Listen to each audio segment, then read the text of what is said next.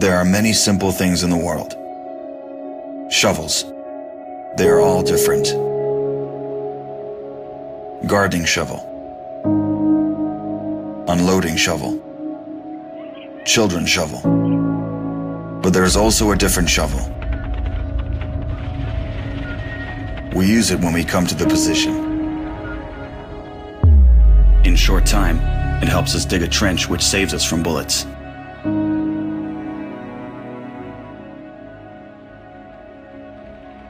If a tank will pass over the trench, there is a high probability that it will not cause any harm to the soldier. We dig in the ground, deeper, and then connect the trenches with our friends to the left. In just a few hours, trenches are all connected.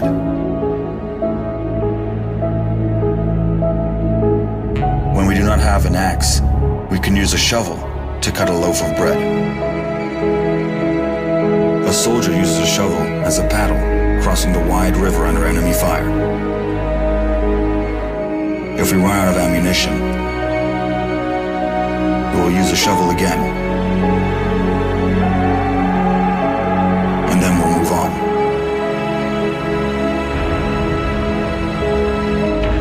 And when we get the order to stop, we'll take a shovel again and build around us an impregnable fortress. This fortress is defended by the army of Ukraine, our army.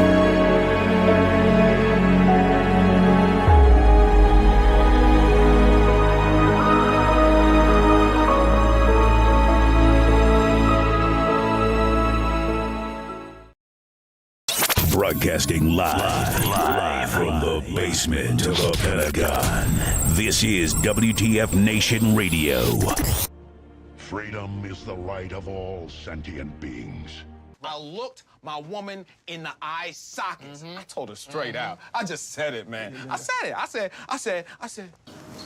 said, bitch, I'm the man of the house. You said bitch, though. You called your wife a bitch. Yeah. This is a public service announcement from C.T. Fletcher. I will not contribute to the pussification of a nation. Get your punk ass out there and work for it, motherfucker. Let's roll.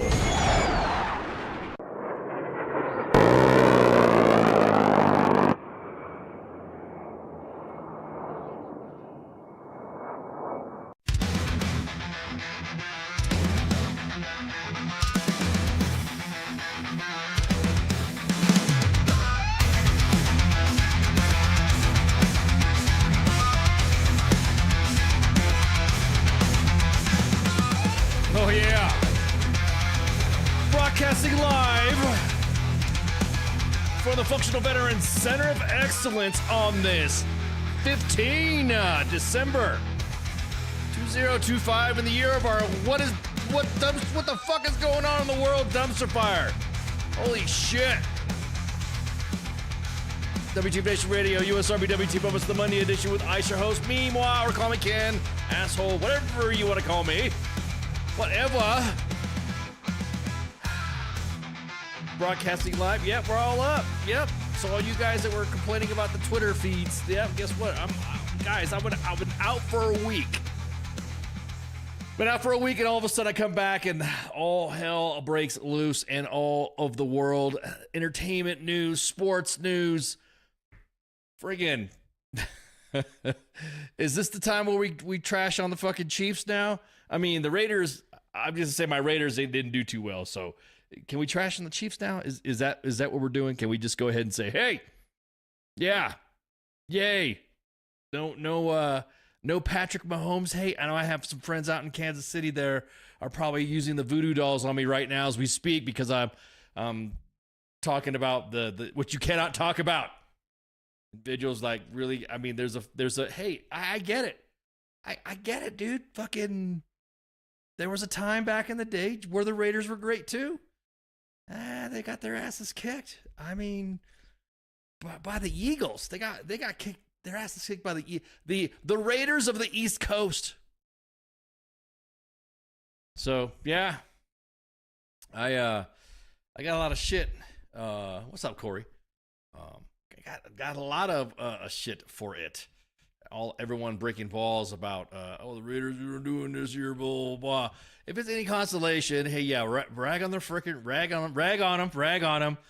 But you know they got their asses handed to them, and I'm just like, God, man, this just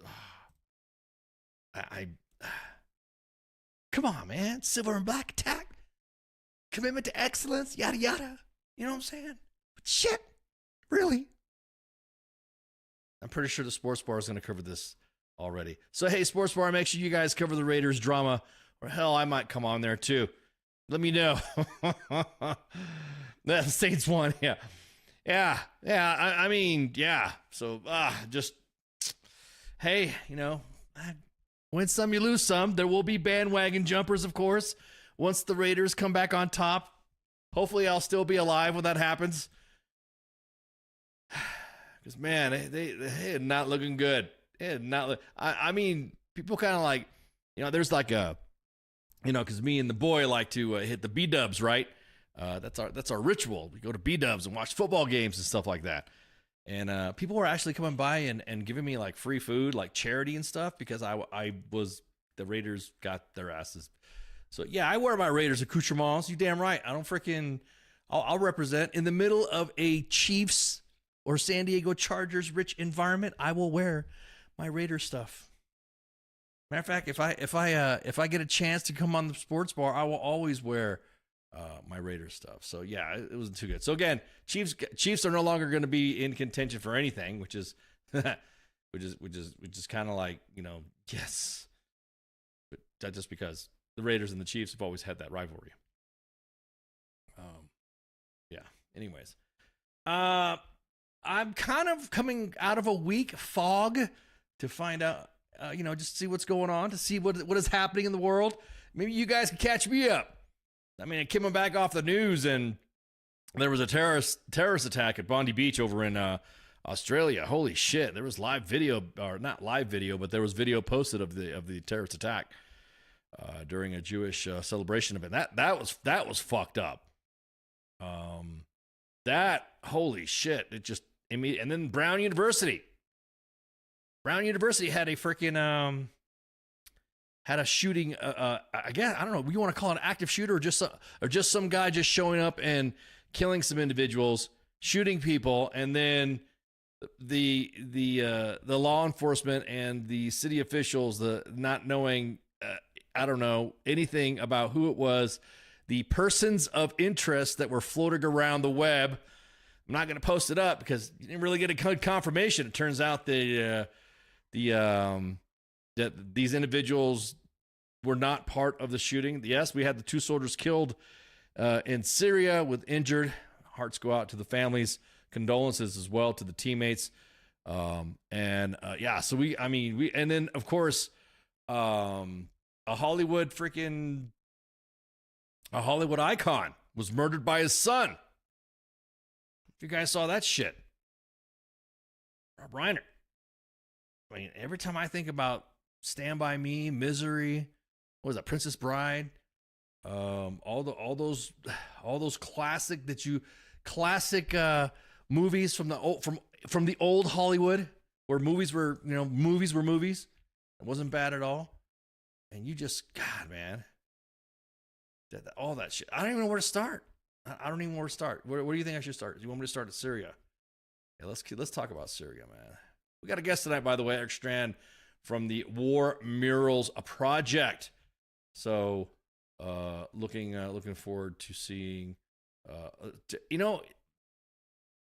That page has been posting T-wall art, and back in the day, I was kind of like, cool paint or whatever.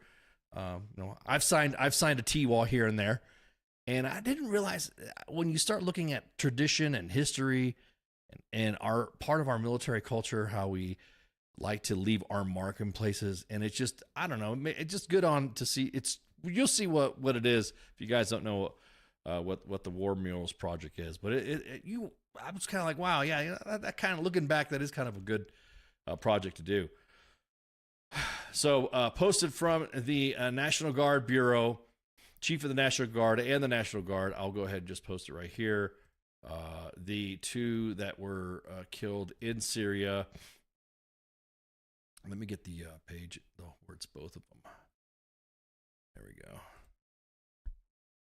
So this is from the this was a joint post with the Chief of the National Guard Bureau and the National Guard. Our entire National Guard family mourns the loss of Sergeant Edgar Brian Torres Tovar, 25, of Des Moines, Iowa, and Sergeant William Nathaniel Howard, Marshalltown, Iowa. The Iowa National Army National Guard soldiers who were ambushed and killed in Syria. God, I'm fucking this up.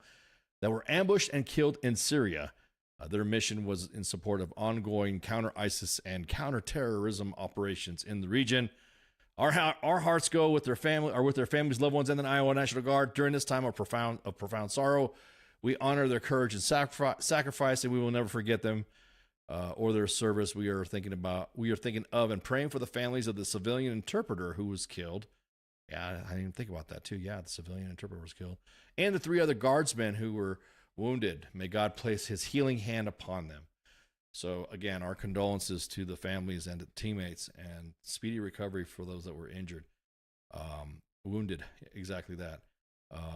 That just. I have a friend who knew these individuals or served in the same organization as well. So, just kind of like, hang tough and fucking with your teammates and call. Don't withdraw yourself and talk. Sometimes it's better just to talk as opposed to just saying, "Hey, what's up, man?" Sometimes that helps too, but just reach out, especially for those families that were affected. There's no ending. It's just, again, hearts go out to the family, condolences to the family and teammates, and speedy recovery for those that were injured. But yeah, there's no real follow-up story you could talk about anyways, or you could try to lighten the situation up. So let's get into the shooting at Brown University. Now, there was a timeline that went out several times, and I don't know if have you guys been watching the, because me being out for the week, kind of like sitting around, not really doing much. And you watch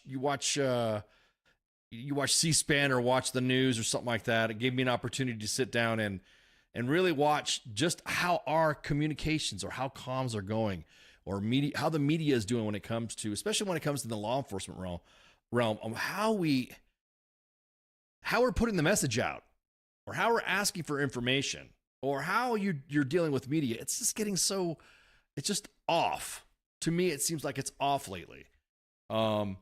You had someone show up to the university and open fire, and I just don't understand. If you watch the press conferences, very little of what is happening is being detailed in these press conferences by law enforcement. The law enforcement's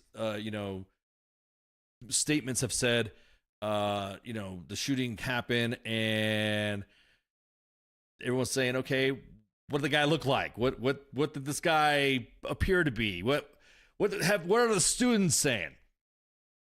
And that's exactly, oh man, big time, William. Exactly that. There's no accountability. Nobody gets fired. Nobody gets busted for bad comms. Nobody gets relieved from their position. It's just, guess we didn't call it. But the FBI has already released an image, and this is also as of 3 hours ago. And I'm just shocked that all of this is just taking so long to come out. In the world of how our comms and how our media plays out, it should not take, an entire freaking day and a half, it seems, to get all the right information out. And then for conflicting messages and conflicting persons of interest that have been posted. I mean, the FBI did a reward. I mean, here, let me pull this FBI Brown University shooting. There you go. That's their wanted poster. That's their seeking information. Providence, who is this? Yeah, Providence Police releasing new images of a person of interest at the mass shooting of Brown University on 12/13/2025. So we're already in the 15th, and we're just now seeing this. The FBI is offering a reward up to $50,000 for information leading to the identification, arrest, and conviction of the individual. Now see, this is the thing, identification of the individual, but this is a person of interest. So is this the suspect or is it not the suspect? Anyone with information is asked to contact the FBI at 1-800-CALL-FBI or the Providence Police Department at 401-272-3121. I'm just shocked at the timeline how fast it went. For one of my friends posted a pretty good timeline. Let's see if I can pull it up right quick. Posted several updates as the timeline was going, and it's Fox News Fox News posted a video. Hang on. So this was as of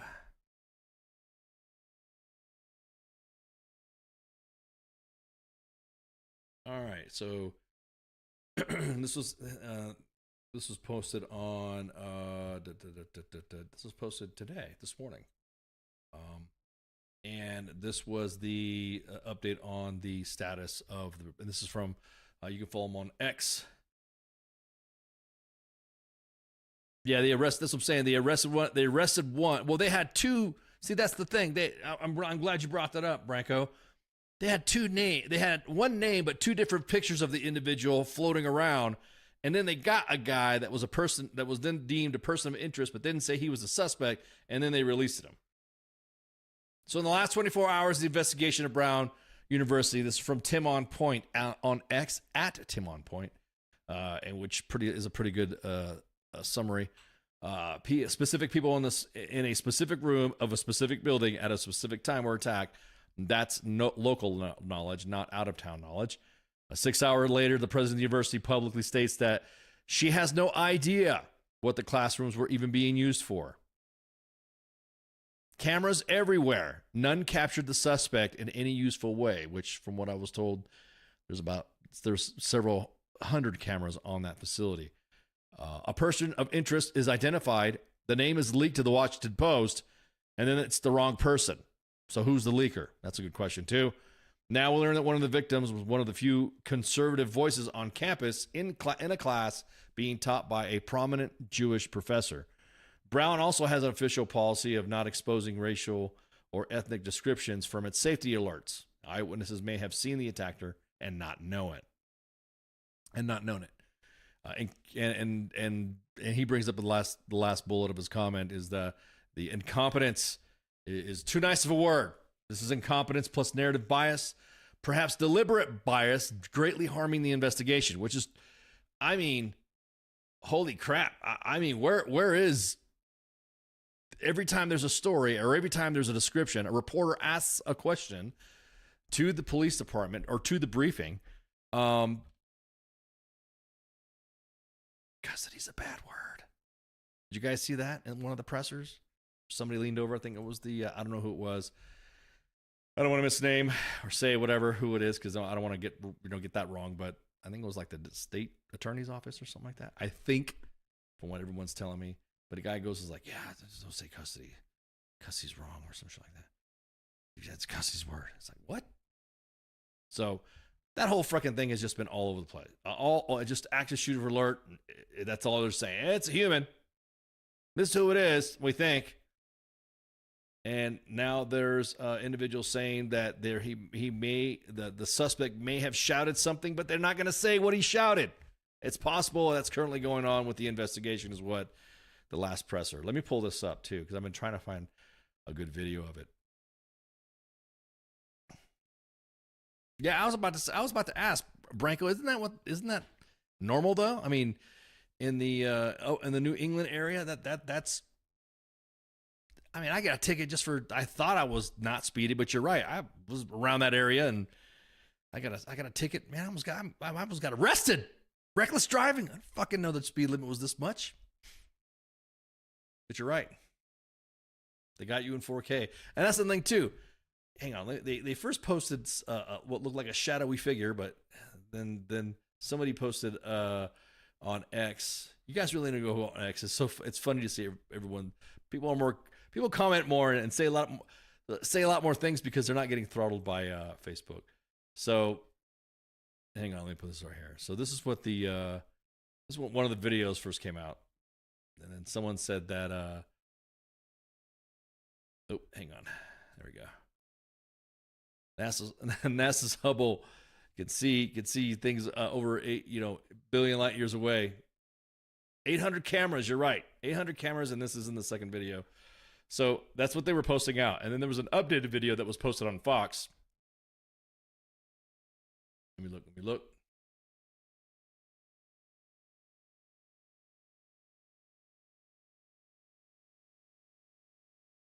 Well, this right here, this is from, straight up, I'm just going to get this from the Providence Police Department. There we go.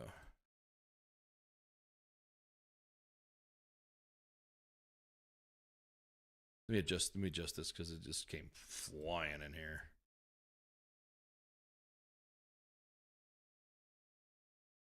Here's one of the stills, and then I'm going to play the video right quick. So that supposedly is the suspect. See, that's the thing. Turns around, walks slowly. Is he reading a sign or some shit? Or just trying to play it off? That's one image. That's one vid.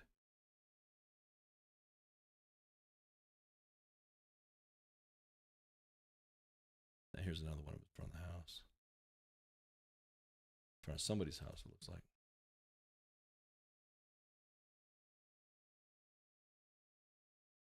Pull this up.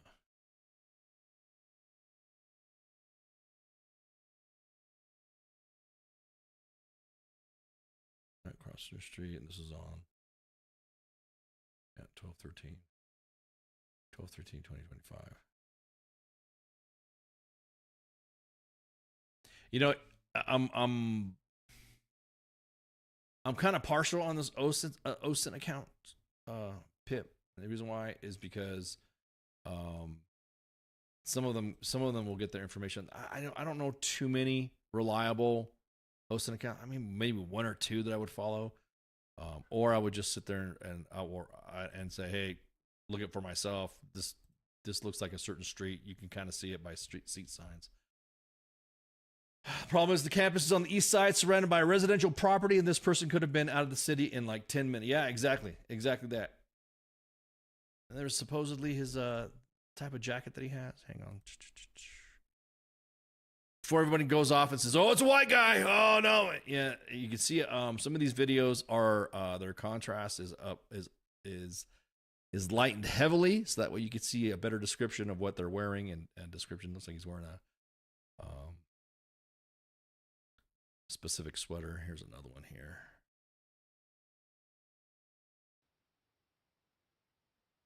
This one's walking by. I'm gonna tell you what. A lot of crimes are more likely probably solved with freaking doorbell cameras. I have one myself, and that thing trips everything. Everything trips everything. So,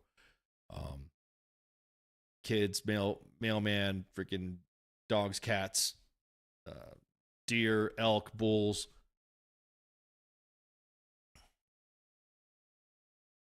Yeah, GitHub's a good one too. Yeah, that's a good one too. Hang on, let me look at another one here.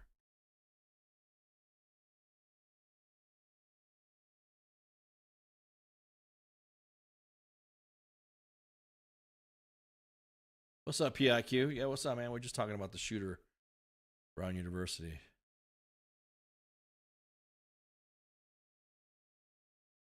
There's a video here. There was another video here that I saw that had,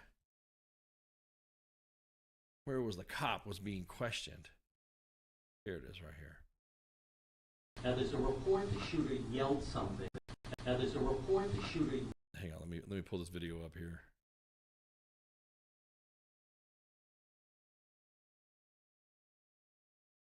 All right, hang on. Now, there's a report the shooter yelled something right before his shot came in. Could you tell us what that was? Yeah, it's part of the investigation, John, and we'll, yeah.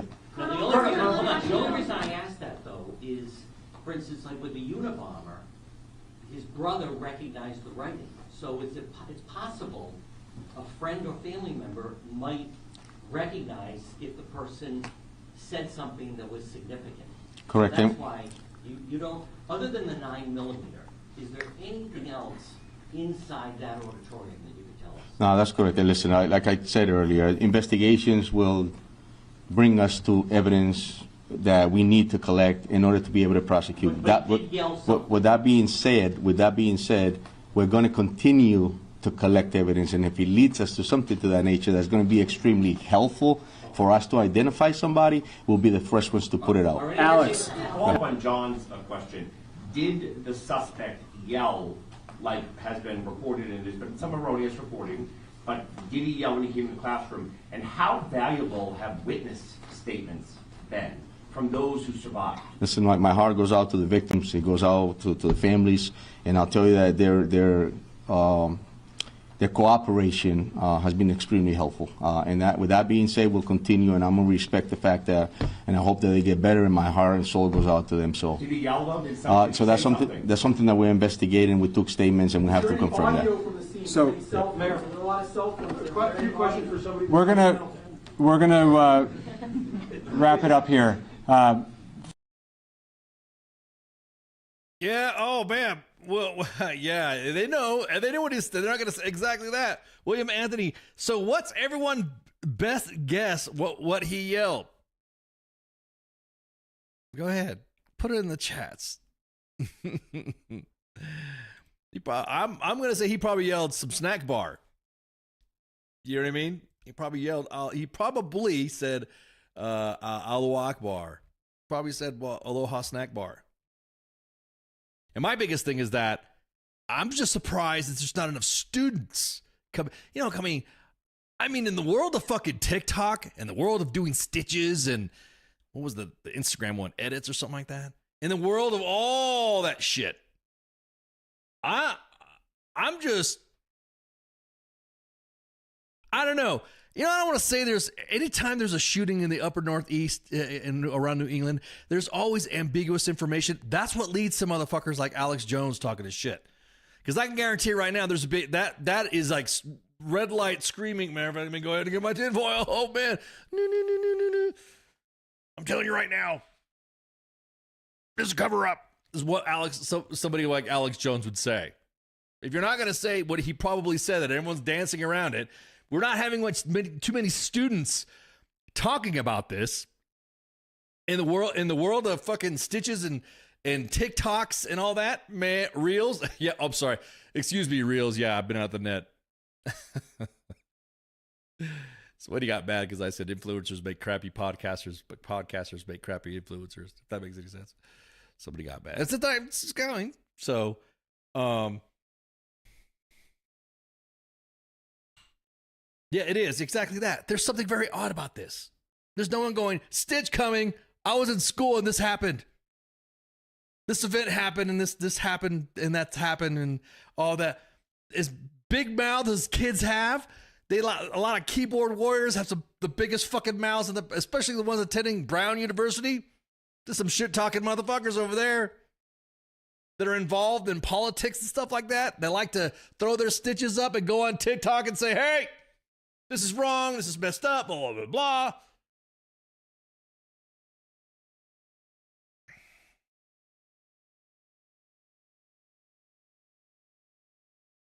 Now, here's what teaching assistant Joseph Orduro describes the moment a gunman burst in the lecture hall.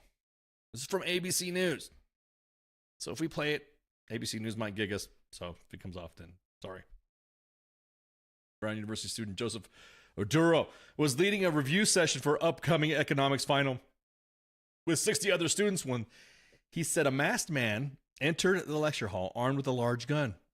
At least 2 people were killed and 9 others were injured in the shooting. And this was posted yesterday from ABC Senior News. Joseph Orduro. So let me get this video kicked up.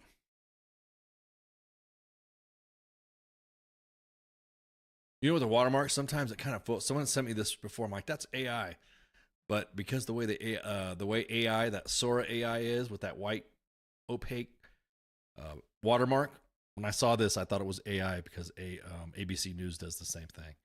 So let's see what this shit is right here. Senior Joseph Adura was leading an economic studies session with around 60 other students when he says a masked man entered the lecture hall armed with a large gun.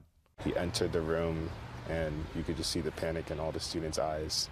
I was standing in the front, so as soon as he walked in, he immediately saw me and I immediately saw him. And then I look to my right and I see a bunch of students running down the stairs, running out the door, jumping on the ground, just whatever it takes to stay alive. When you made eye contact with him, what did your mind tell you in terms of what was happening in that moment? When I saw him, I saw a gun. The gun was so big and long that I genuinely thought, like, okay, this is the end of the road for me.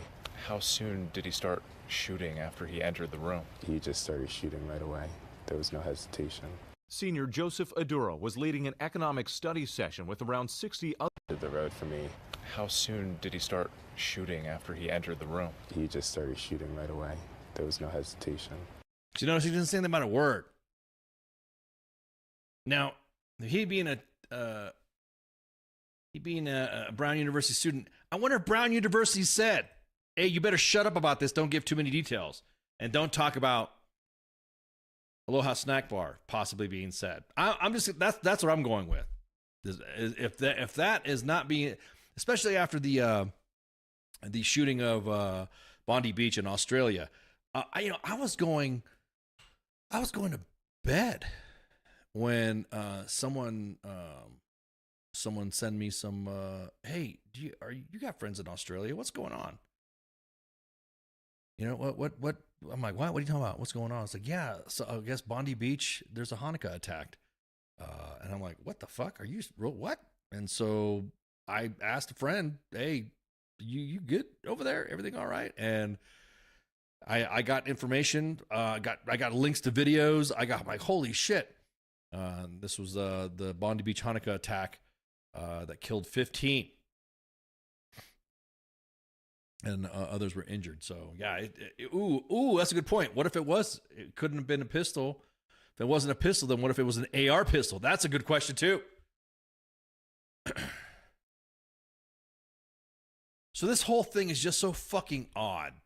The school thing. Somebody posted, this is an image from Mars, and this is an image from Brown University.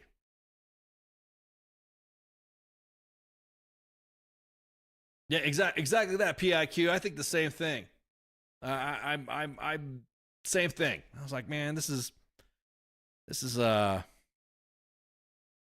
something's not fucking right. Just be open about it. Just fucking talk and say, hey, what happened? Give us and answer the fucking questions. You don't even have to say, as long as if you don't have any. What's up, Ton? What's up, Keith? You don't have any information, then fucking say, hey, we don't have this information up time, and if we do have any information at the next update, we will provide that to you. I don't understand how comms is that fucking difficult for people. I really don't. There's a video here. There's a video here of the university president and not able to provide a detail. Matter of fact, let me pull this up right here. And this was 6 hours after. Let me pull this up right quick. There's another video.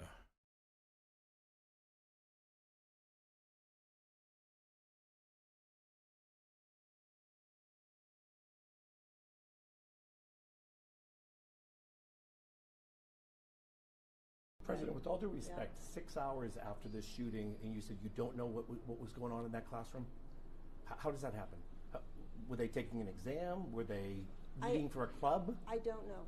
I don't know. 6 hours later, and you're the president, and you don't know? I do not know. Well, that's kind of concerning.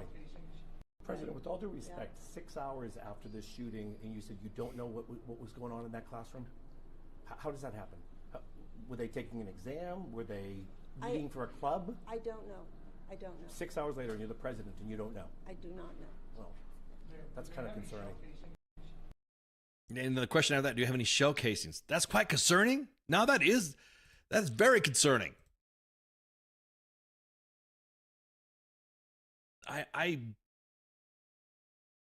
Yeah, exactly that, William. I'm 100% confident that due to the fact that there's deconflicting drama between a 3-letter agency, Brown University, there's some, again, here I'm fucking sounding like Alex Jones. Somebody's coming here to spit it up. Something's being covered up.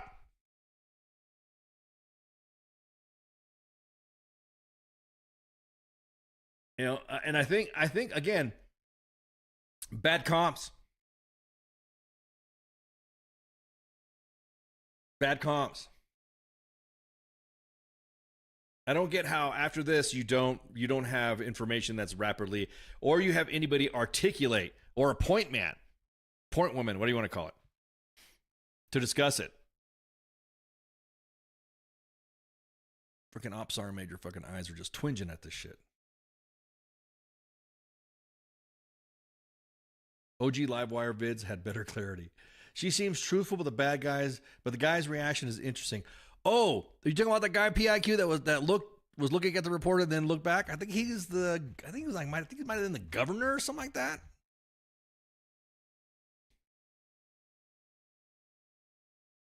That classroom. How does that 6 hours? I mean, let me see. Are you talking about the guy? Hang on. I paused the video at a very funny frame here. Yeah, that's their comms plan exactly. That's how they do their comms. Are you talking about the dude that's with the glasses on the left? Is that what you're talking about, PIQ? Is that the individual, the other guy's reaction? Kind of like looking back and then... After this shooting, and you said you don't know what was going on in that classroom? Oh, what are you going to say?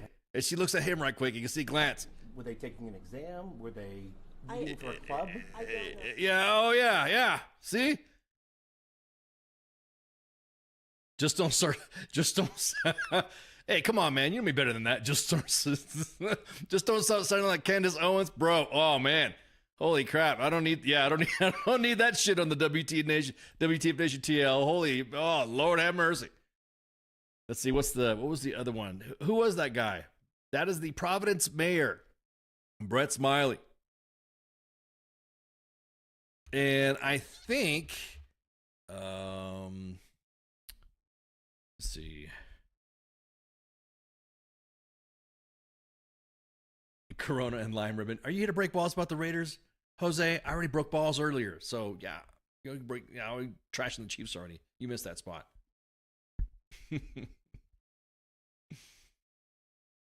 Let's see. Let's look what the mayor said.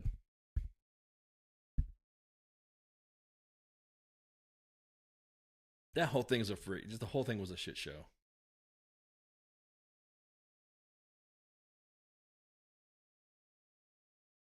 You know, that's a good point. He was looking at their handlers.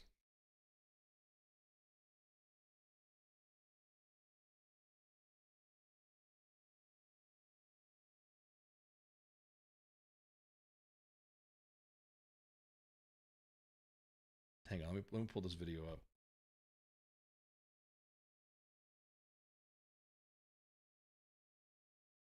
Is there people are already yeah, people are already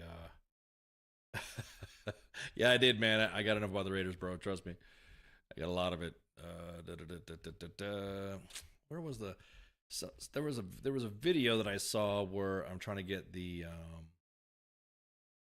this is from Fox. You know, releasing I drag Fox a lot, so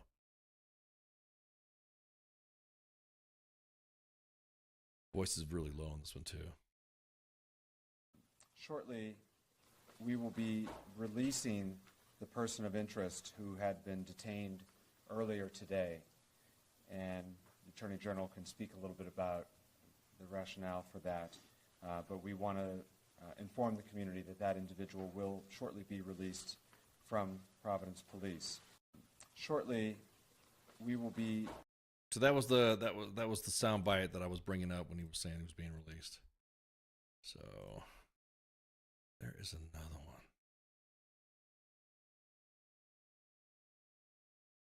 I gotta find it. I gotta find the custody is a bad word. Custody is a bad word.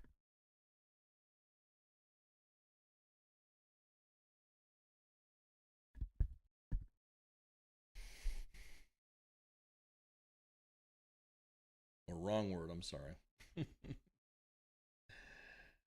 This one is from what this one was from Fox Live Satellite. Correct. And so, yeah, Now someone's in custody. Now someone. I know I'm kind of going backwards in time, but backwards in the timeline here. But I just wanted to give you guys this was something that I was just catching up. I'm giving you guys an example of bad comms. That's all I'm doing is bad comms. Now someone's in custody. How you all are working together to garner that information. Custody is the wrong word. Someone being detained, rather. correct. And so, yeah, someone being detained, it led us to that point as far. Now someone's in custody. How you all are working together to garner that information. Custody is the wrong word. Someone being detained, rather. Custody is a wrong word. And the reporter's saying, detained. This is why guys like Alex Jones, actually not guys like Alex Jones, just your average American. Why are you saying custody is the wrong word? They detained the wrong guy at the Kirk shooting, and now they detained the wrong guy here, batting 1,000, aren't you, FBI? Yeah. Get some drama. I don't want to get in drama in the FBI, but they got their own drama going on, their own internal drama.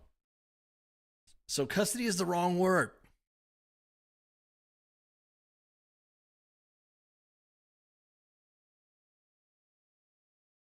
Let's see here. There's another video.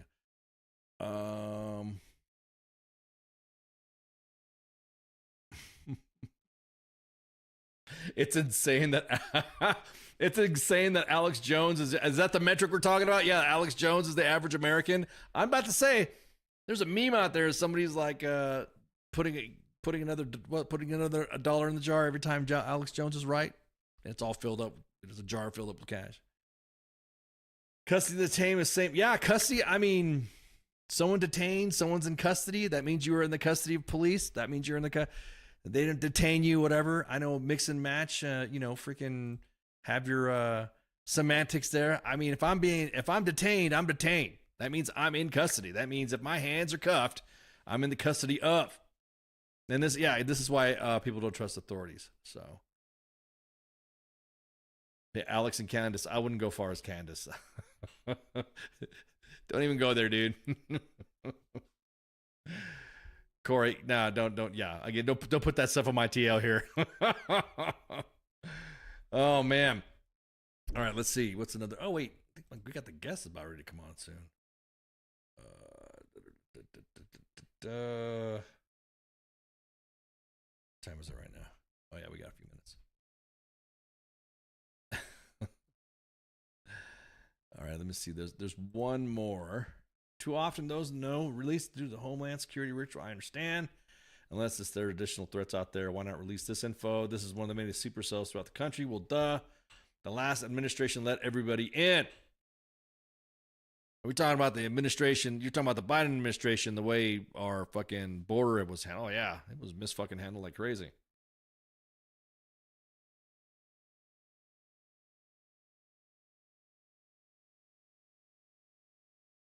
Custody is the wrong word. Let me see. There's another one here.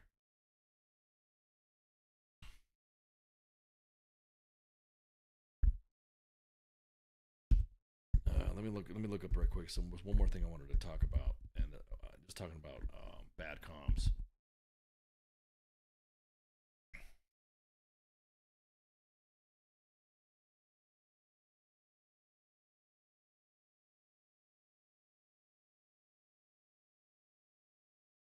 It's from the New York Post here. This is a murder of Rob Reiner, his wife, which, what the fuck, dude? That fucking insane. We'll talk about that later. Was one of their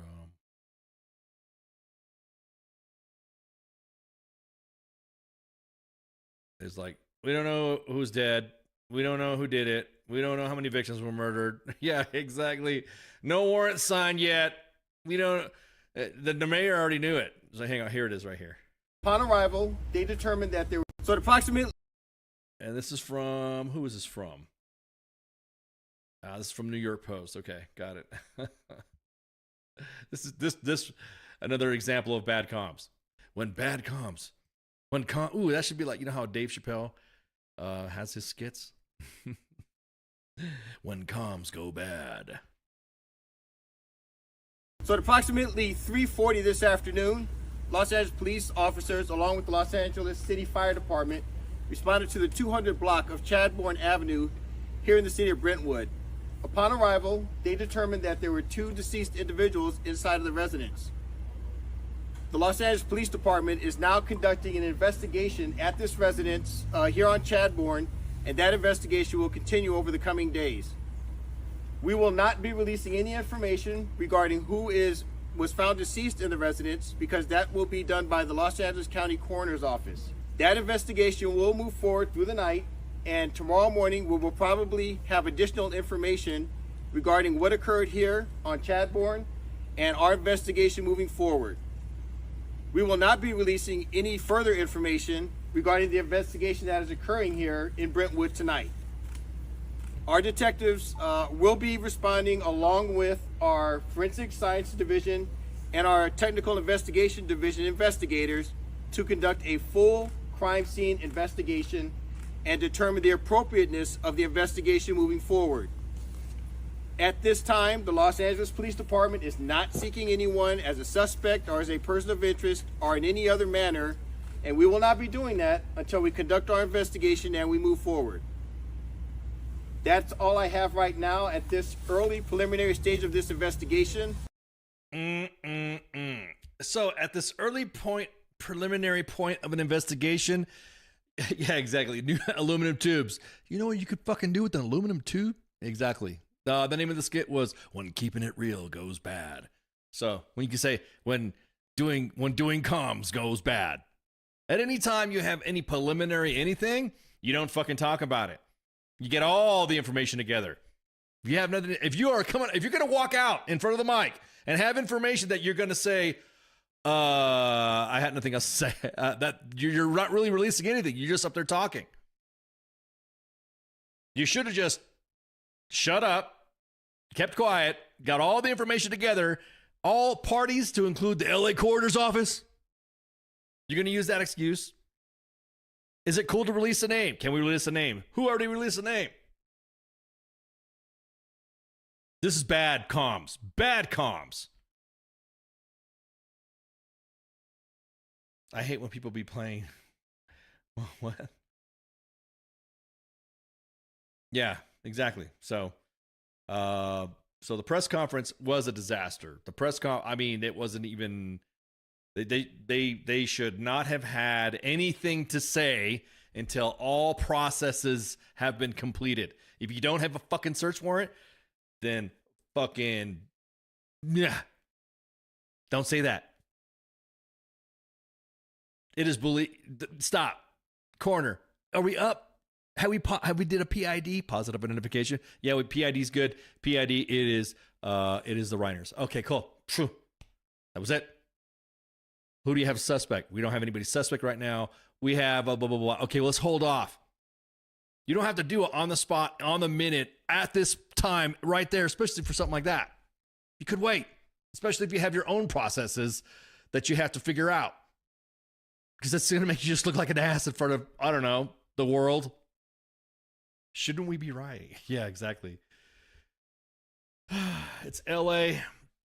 They have leaks across the board to the likes of TMZ. Yeah. Oh no, we know. Oh, I know what it's like. No. Yeah, Keith, you ain't gotta tell us about that. We have that drama with the inbox. At U.S. Army WTF Moments and WTF Nation Radio, we have individuals that want to be first, that want to post anything or anything. We got some of these guys, like when the 2 National Guard soldiers got shot in D.C. no, we didn't. There was other pages out there that were, I don't know, it just seemed like, I don't know, clicks, clout. I want to get this information out first, blah, blah, and then we're more than happy to post all that shit. They were more than happy to just post it. See, oh yeah, we posted on here. Like, dude, do you understand there's like a 24-hour notification? Do you understand there's PNOC, notification of next of kin, PID and all that stuff? You have some family member seeing all your shit getting posted. You're posting all that shit on your fucking page.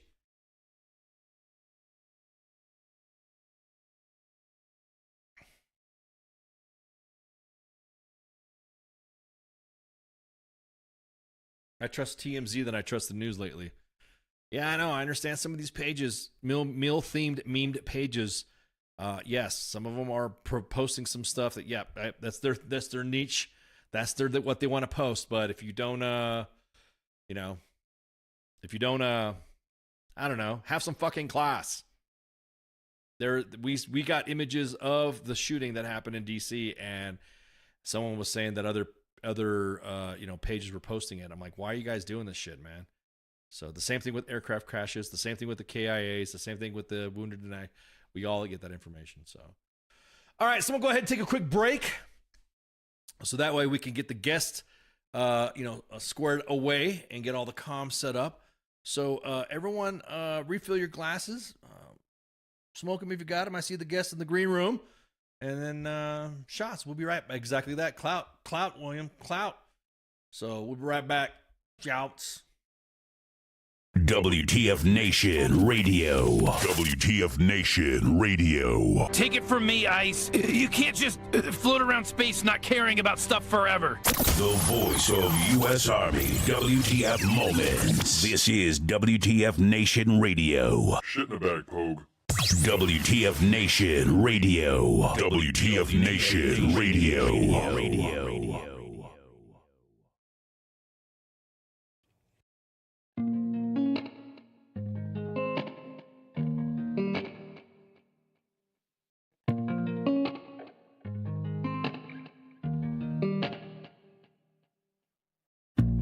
Hell is a candle, not a big fireplace. It's a girl with blonde hair and tears down her face. It's a lack of emotion, but the devil's so warm. With a sense of elation and souls being torn. Thought she was the problem, but I came to find that the thorns and the horns had always been mine. The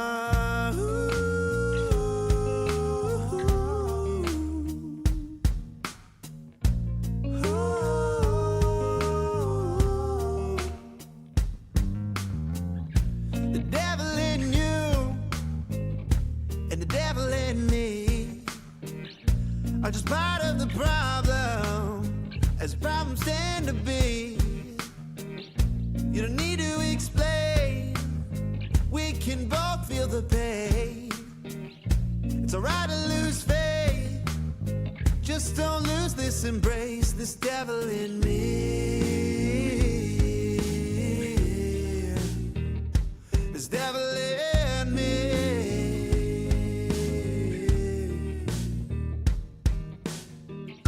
He met with my mother, said he's a son of a guy. And anybody who knows him is destined to rhyme. Plays the blues like he owns it, and breaks hearts like it's fine. But a lock is away when he's found the one. And he's cursed to the psycho, but he won't know he's there, since I won't let him die until his moment of despair.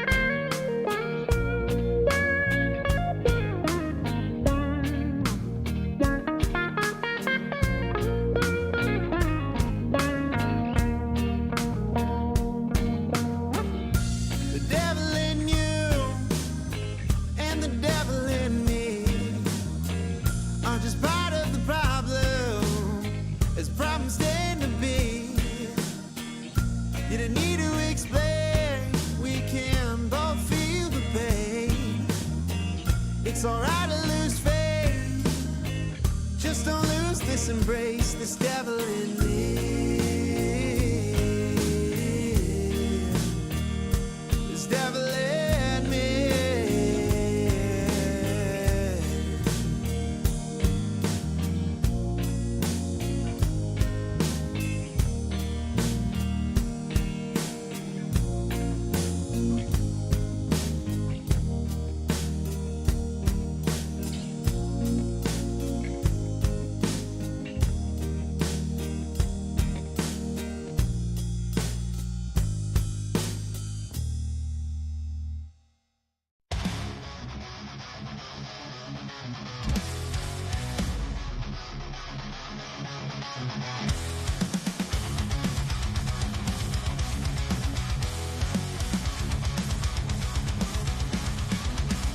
In the barracks where the madness breeds, a soldier's tale of wild misdeeds, from the chow hall to the PT grind. You won't believe the things you'll find. Drill sergeant's rage, a fiery storm. Private tension far from the norm in the shadows where the secrets lie. Army WTF you can't deny. Army top of the stories unfold. In the heart of the chaos, the truth is told. From the field to the base, the legends grow. Army double the fuss, the madness we know. A Humvee stuck in the mud so deep. A midnight rain, no time for sleep. Emerge straight like gold in hand. The strangest sights in this foreign land. Drill sergeant's rage, a fiery storm. Private antics far from the norm in the shadows where the secrets lie. Army WTF you can't deny. Army top of the stories unfold. In the heart of the chaos, the truth is told. From the field to the base, the legends grow. Army double the fuss, the madness we know.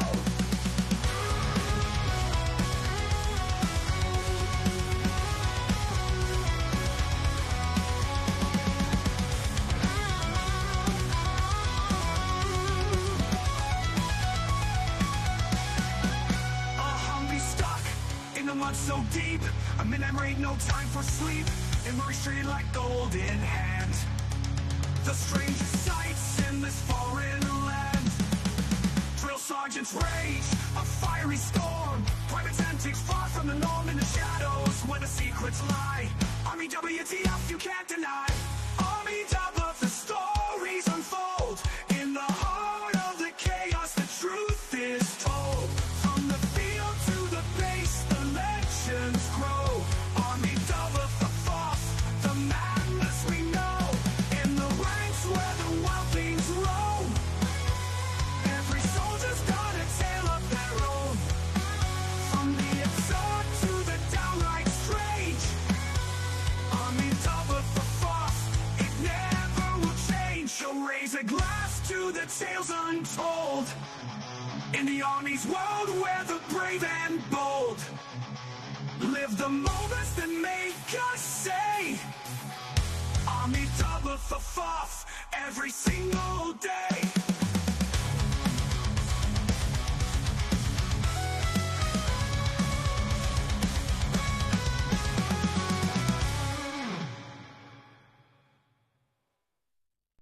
I am here determined to stop this future atrocity. This station is now the ultimate power in the universe.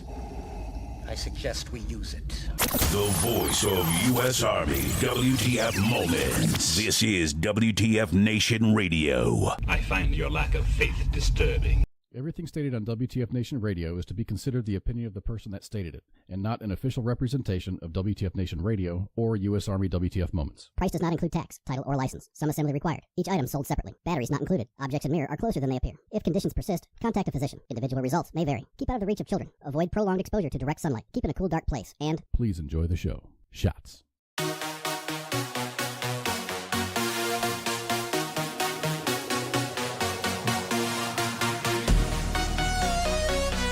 And we're back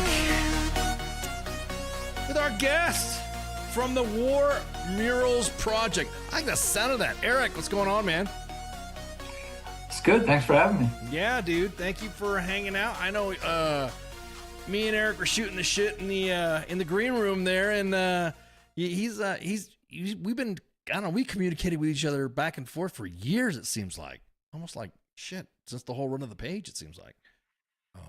Yeah, quite a few messages back and forth. Early on, I borrowed quite a bit from your page. You've had some great posts from, like, poor to shitter art, some of that war graffiti. I don't know how many runs of, like, Mr. Plank you've had too, right? Like, Oh yeah. And anything that ends up on your page, like, you've got a lot of followers, it gets pushed over to me. Yeah. Either I'll catch it or someone will send it to me and say, look over here at this. Yeah, hey, nothing wrong with sharing the love, man. Nothing wrong with sharing the love. So Eric, tell us about yourself, man. Yeah. My name is Eric Strand. I've founded the War Murals Project in 2019.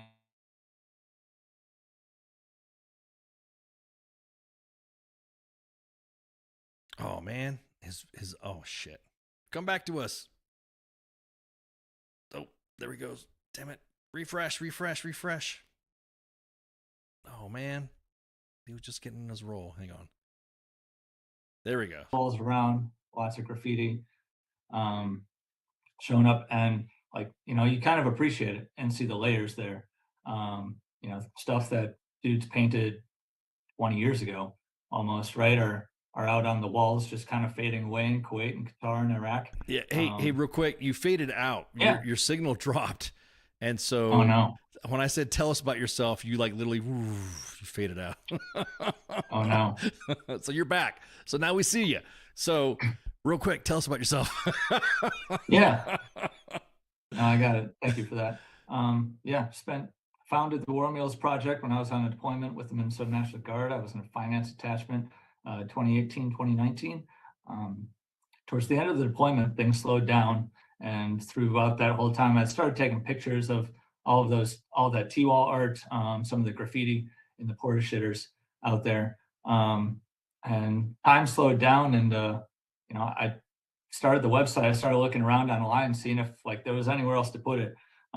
This page here had a couple of runs where you'll do a post and get some really good engagement on it, but there was not like a dedicated place I was finding for that T-wall art to be shared. So I built the website at the USO at Camp Arifjan towards the end of deployment, and started going through, building on that page. As you're going through that website, that's the one that features my very high speed web page design and artistic skills. You've actually, yeah, I'm colorblind, which is kind of how I ended up in finance in the first place, and now I'm curating a digital art museum, which I've always gotten a kick out of. But like, it kicked off and just started snowballing, right? I created the Facebook page, created the website. People were sending me some stuff. Task and Purpose found it in 2020, and that's when it kind of took off and became briefly like a part-time job. Mm-hmm. Trying to catch up with everything, post on here, just let guys tell their story. Right? We've got a very long and confusing war, lots of different countries, lots of different missions, lots of different, like, phases of those operations. And the T-walls all together, like, they're probably the most ubiquitous thing to any deployment of the GWAT, right? Afghanistan, Iraq, Kuwait, Qatar, wherever, those T-walls are there, and they've been painted for over 20 years now. Some of them you can find in Kuwait going back to the 90s. And, like, each one tells a story. So you can use that. Let's jump into the comments or share with me on the Facebook page if they want to be anonymous, and just let them tell that story. The T-wall art, right, is kind of just builds a mosaic collectively of, like, a very long and confusing war. The public doesn't very well understand, let alone, like, some veterans don't even understand the different phases of it, right? They've got their experience. So I mean, it's kind of just become everything. If it was made by a soldier, if it was made by the troops for the troops in a deployed location, this has kind of become like a digital archive.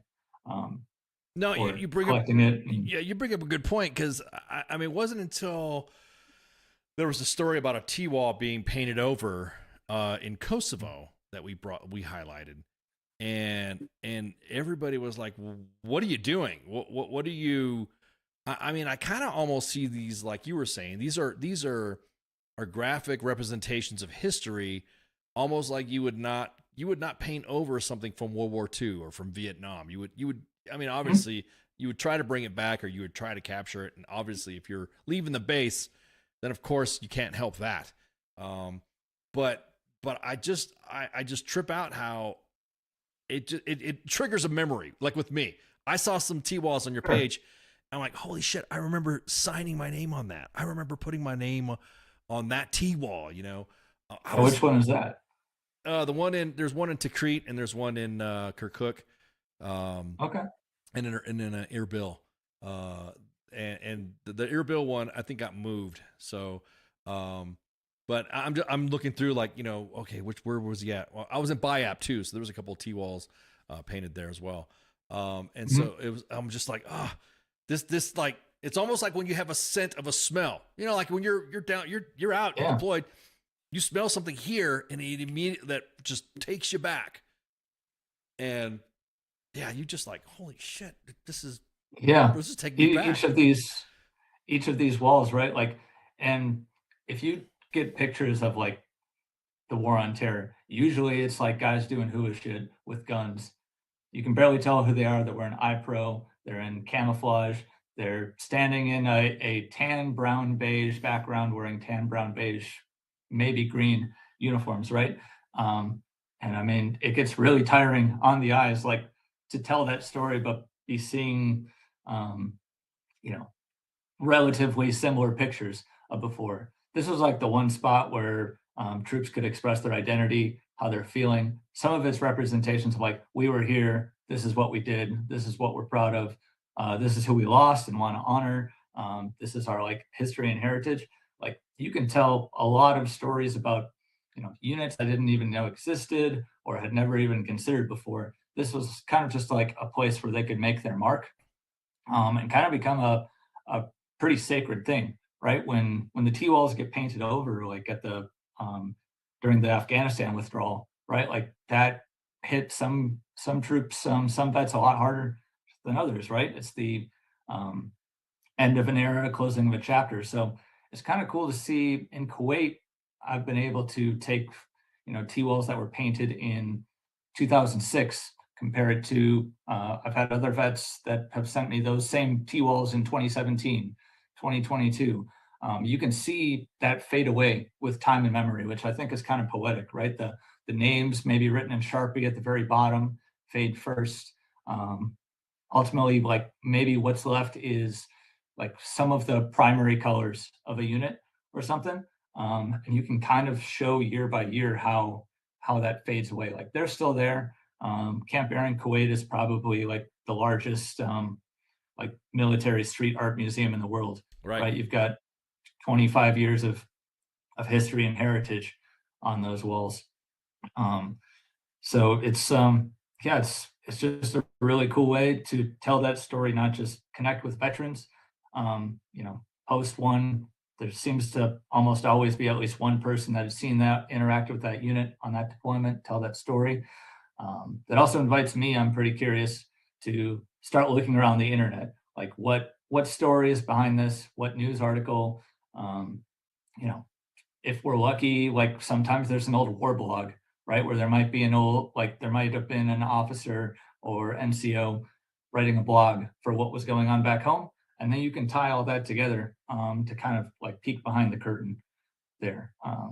It puts the piece together pretty well. And, you know, it was something that was just like a hobby that I wanted to do, and it really took off, right? It's kind of really resonates with people, and try to build it and improve upon it. So I did convert that. Oh, go ahead. No, it does, because I know, you know, one of the things that, you know, before my dad passed, he was a Vietnam veteran. He always told me that he wishes that there was a better tracking, or that's what he always told me. Hey, make sure you take pictures with you and your buddies, man, because they're not, you know, websites may not hold them, social media, you know, may delete them or whatever. Just take pictures, so that way if somebody asks, point them their way. So, hey, here's what I did. This one here, this is the one that was in Kirkuk at Camp Warrior. This right here, the memorial. This right here was, I think, one of the key ones that I remember seeing being passed around from back in the day. Yeah. And I always tell guys, hey man, look, it's always, oh, when people get mad at influencers, oh man, influencers do this and influencers, all they're doing is that. I'm gonna tell you what, I wish I had taken, cool guy pictures. I wish I had taken, posted stuff on social media like that, because then because somebody will tell me, hey man, here's a picture of me and you, and we did this. I'm like, shit, that was me. Holy crap, I remember that. Yeah. Yeah. Some of these memorials are really powerful. Like the one you have featured here, right? The troops at Camp Warrior in Kirkuk. They got all these T-walls together. I think there's 24, if I remember, in total. And they basically recreated the Vietnam War memorial on a T-wall that was actively maintained, right? So there's some photos. I think this got started in like 2008, 2009. Yeah, so there's a lot of names to already add to it. Yep. But they were adding names in real time to this wall when someone was killed in action, right up until they closed the base in 2011, I think. And I mean, it just disappeared, right? With time and memory. We've got photos left. I think it'd be cool to recreate it somewhere one of these days. It couldn't be that hard to find a cement company. They make Jersey barriers and T-walls for traffic all the time. You find a veterans park or something, recreate this. I mean, yeah, that was authentic memorialization in real time, like for the troops, by the troops, and it just like got painted over and destroyed as they left. Right. Yeah. I just don't. I wish. I don't know. Maybe it's more of a. It has to be, because when you talk about a T-wall, people are like, "Why are you getting all mad?" It's just a freaking. It's just a piece of concrete, and like you were saying, yeah. And I'm like, dude, I like you were saying, here's one that I think you got from, and you did some with DVids too. You got some of these, or DVids. You sent some of these to DVids because DVids, if I can remember, DVids didn't have record of them or something like that. Is that correct? So some of these I've gotten from DVids, like 20, like towards the end of Afghanistan and towards the end of the Iraq War. There were a couple of like cameramen that went out and had a good eye for taking pictures of things just before everything got taken down. So DVids does have a limited number. There's a couple of galleries, and usually they're not more than like a collection of 10 or 12 at a time. Right. So that was really helpful for getting started, right? You can use what is available in the public domain, and you can see like even like DVids and like cameramen thought it was important. It was usually used as a symbol for leadership or giving out awards, a symbol for that unit. So there are some out there, and I was able to use some of those very early on, creating warmurals.com, the first version of the page, to post that and share that and give people a place for it. Because as good as DVids is, it is still difficult to find things, right? I wanted to create a place where people could drill in on, I was here at this year and at this time or this unit, and kind of just maybe just explore what was going on around them, or make it easy for, I've got a couple of children whose like father doesn't talk too much about the deployment, but they know enough from maybe a plaque or something on the wall to go out and find it. Right. And that can like unlock that rabbit hole too. Because the public is curious, right? And this is artwork. Street art is pretty popular, and it becomes a really good way to not just connect with vets, but tell the public about it. Because you've got like a piece of 10,000 pound piece of concrete canvas that you can use to tell a story, beyond just dudes in camouflage taking hula pictures that might be interchangeable. Has anybody come out and say, hey man, we're bringing some T-walls home? Has anybody talked to you about that? Has anybody brought home a T-wall that, hey, look, man, we brought this T-wall, was presented. And here it is. It's back stateside. Has anybody, any unit or anybody from the military, from the Army, or anybody, sent that to you? I mean, I'm about to say, is this an Army thing or is this just a military thing? I think it's a military thing. There's Navy, T-Walls, Air Force, Marines. There's a Coast Guard one that even got brought back. It's at the Coast Guard Academy in can't remember where that's at right now, but there's a handful that I've kept track of that have been brought home. The Minnesota National Guard has 3, which I think is the most in the country. There's one at the Army Transportation Museum. There's one at the Marine Corps Museum. But I mean, it was really hard. From my understanding, it was very difficult for units as they're trying to rip out or withdraw, close down a base. You're trying to get everything you can out, and then you can't get out as much as you need to. A lot of stuff just gets destroyed, scrapped, burned, right? Very hard to justify moving a 10,000-pound T-wall. Like in Iraq, they'd have to put it on a truck, bring the truck all the way to the Kuwait, clear customs, get on a boat, bring it all the way around. I guess the Minnesota National Guard pulled some strings, so they've got 3, like every time the divisions had a big deployment. It seems like they've been able to bring that back to Camp Ripley, but I've only found a handful elsewhere. There's one at the Air Force Museum, but they're like smaller versions, like not these full-size ones like you have in the photo.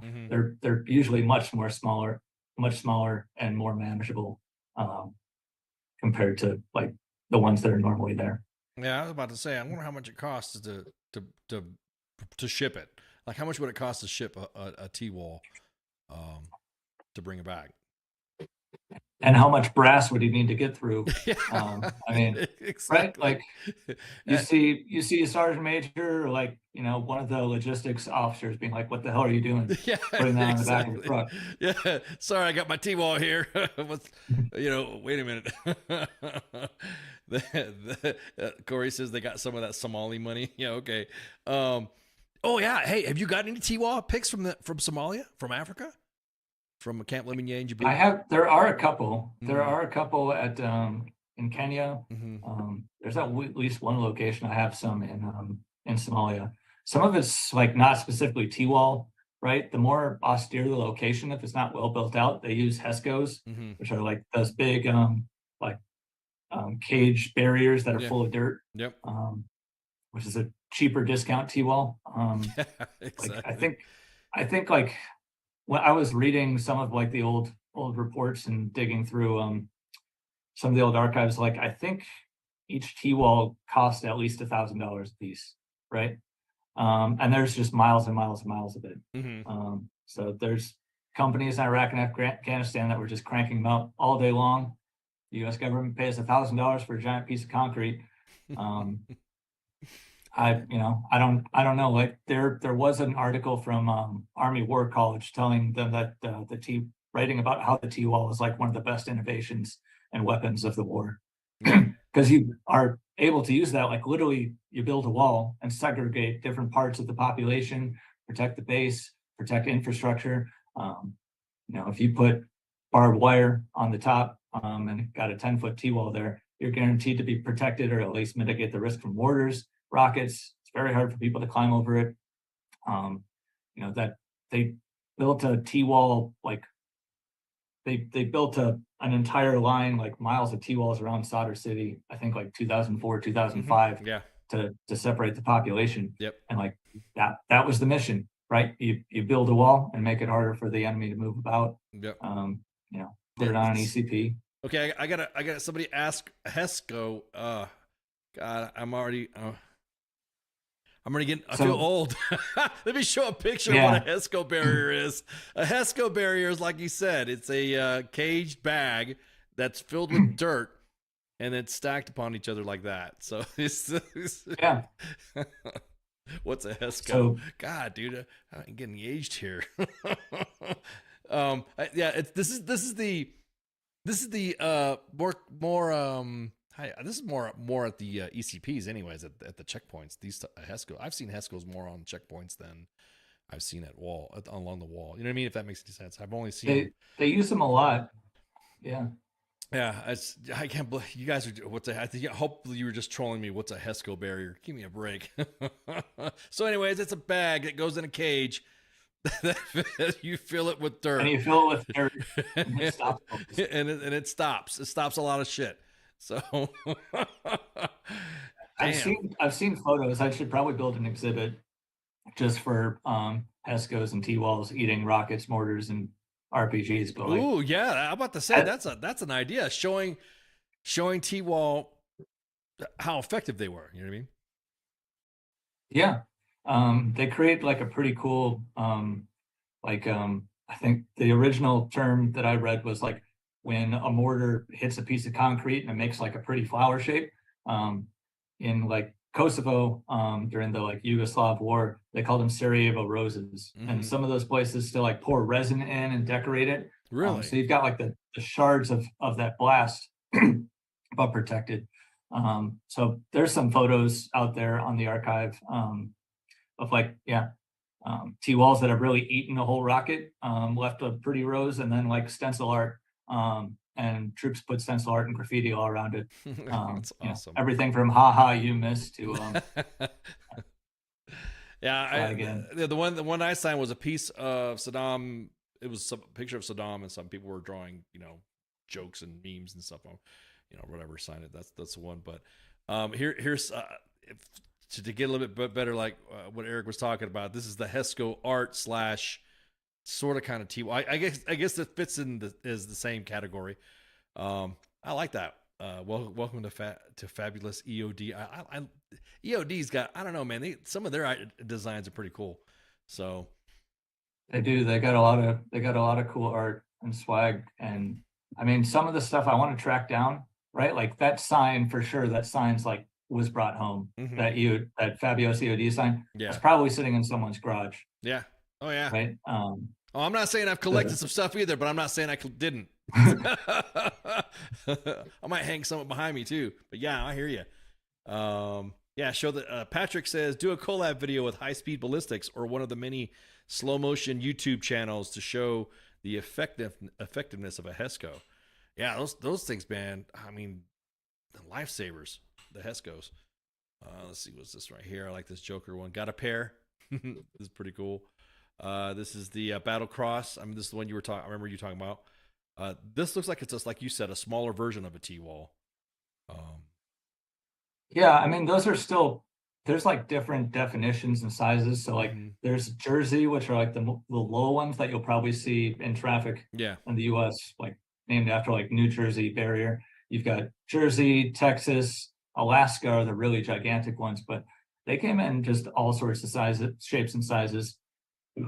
Right, for people to make their mark, try to be intimidating, and you can kind of see a difference from like the distance from the flagpole and the command center. The more like crude and rudimentary they get, right? Like you can see some of these are like, they either volunteered or someone was voluntold to like, private so and so, you do art, right? Like you have to make this. So there's some cool stories of guys just being voluntold to paint something. They draw up like a little sketch. They get the thumbs up from command, and they're told to like go to the scrapyard or a maintenance facility. Early on, they could only pick from like tactical colors, right? Yellow, red, black, green, and usually that paint was like a mix of latex and oil, written in Arabic. The dudes had no idea what they were working with. They had to make their own paintbrushes, right? Too. So they like chop down brooms, or for the details, like get gauze or Q-tips from the medic to get all those details out. And then when you get closer to the command center, right, then they're getting real fancy with, they put a projector up, they only paint it at night. All of the paint that they need is fully at their disposal.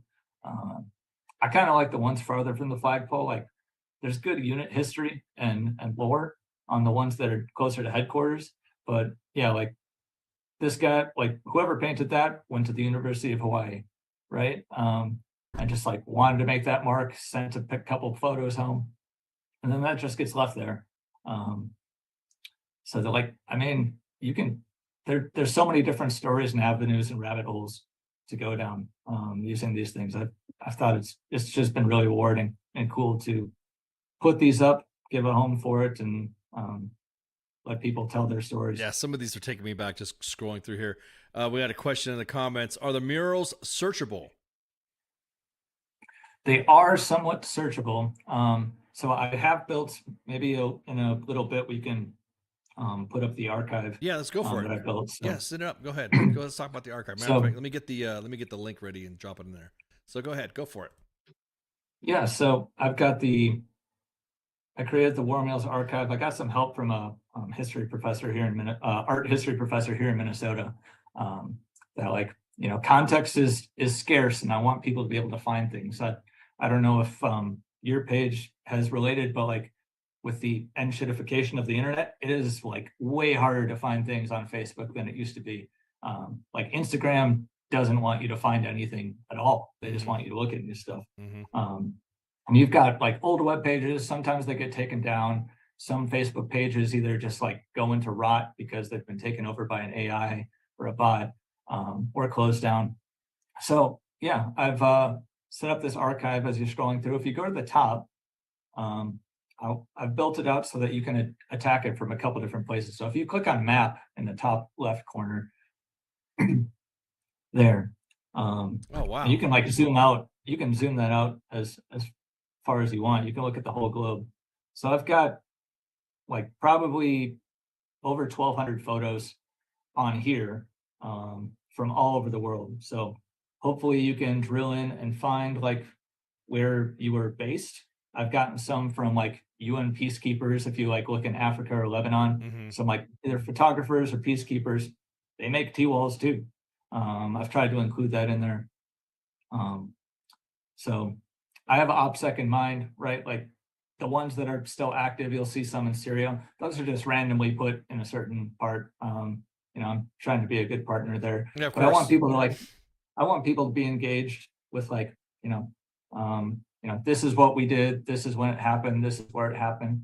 And like just invite people to explore. So you can click on any one of those and it'll open up a little item page and exhibit. So here's all the EOD ones that a guy sent me. So the EOD shop in Syria, every EOD detachment that was in there created their own little stencil on the wall. That's some Porta shitter art. I'm about to say that looks like shitter art right there. That's one of my favorite ones. I went to war and a garrison broke out, right? Yeah. Like, so there's a lot of like anonymous truth on that porta potty art, and just like really crude, disgusting stuff. People are fucking animals sometimes, right? Yeah. But like those are pictures you can smell and feel. Yeah. Right. Oh hell yeah. Yeah, exactly.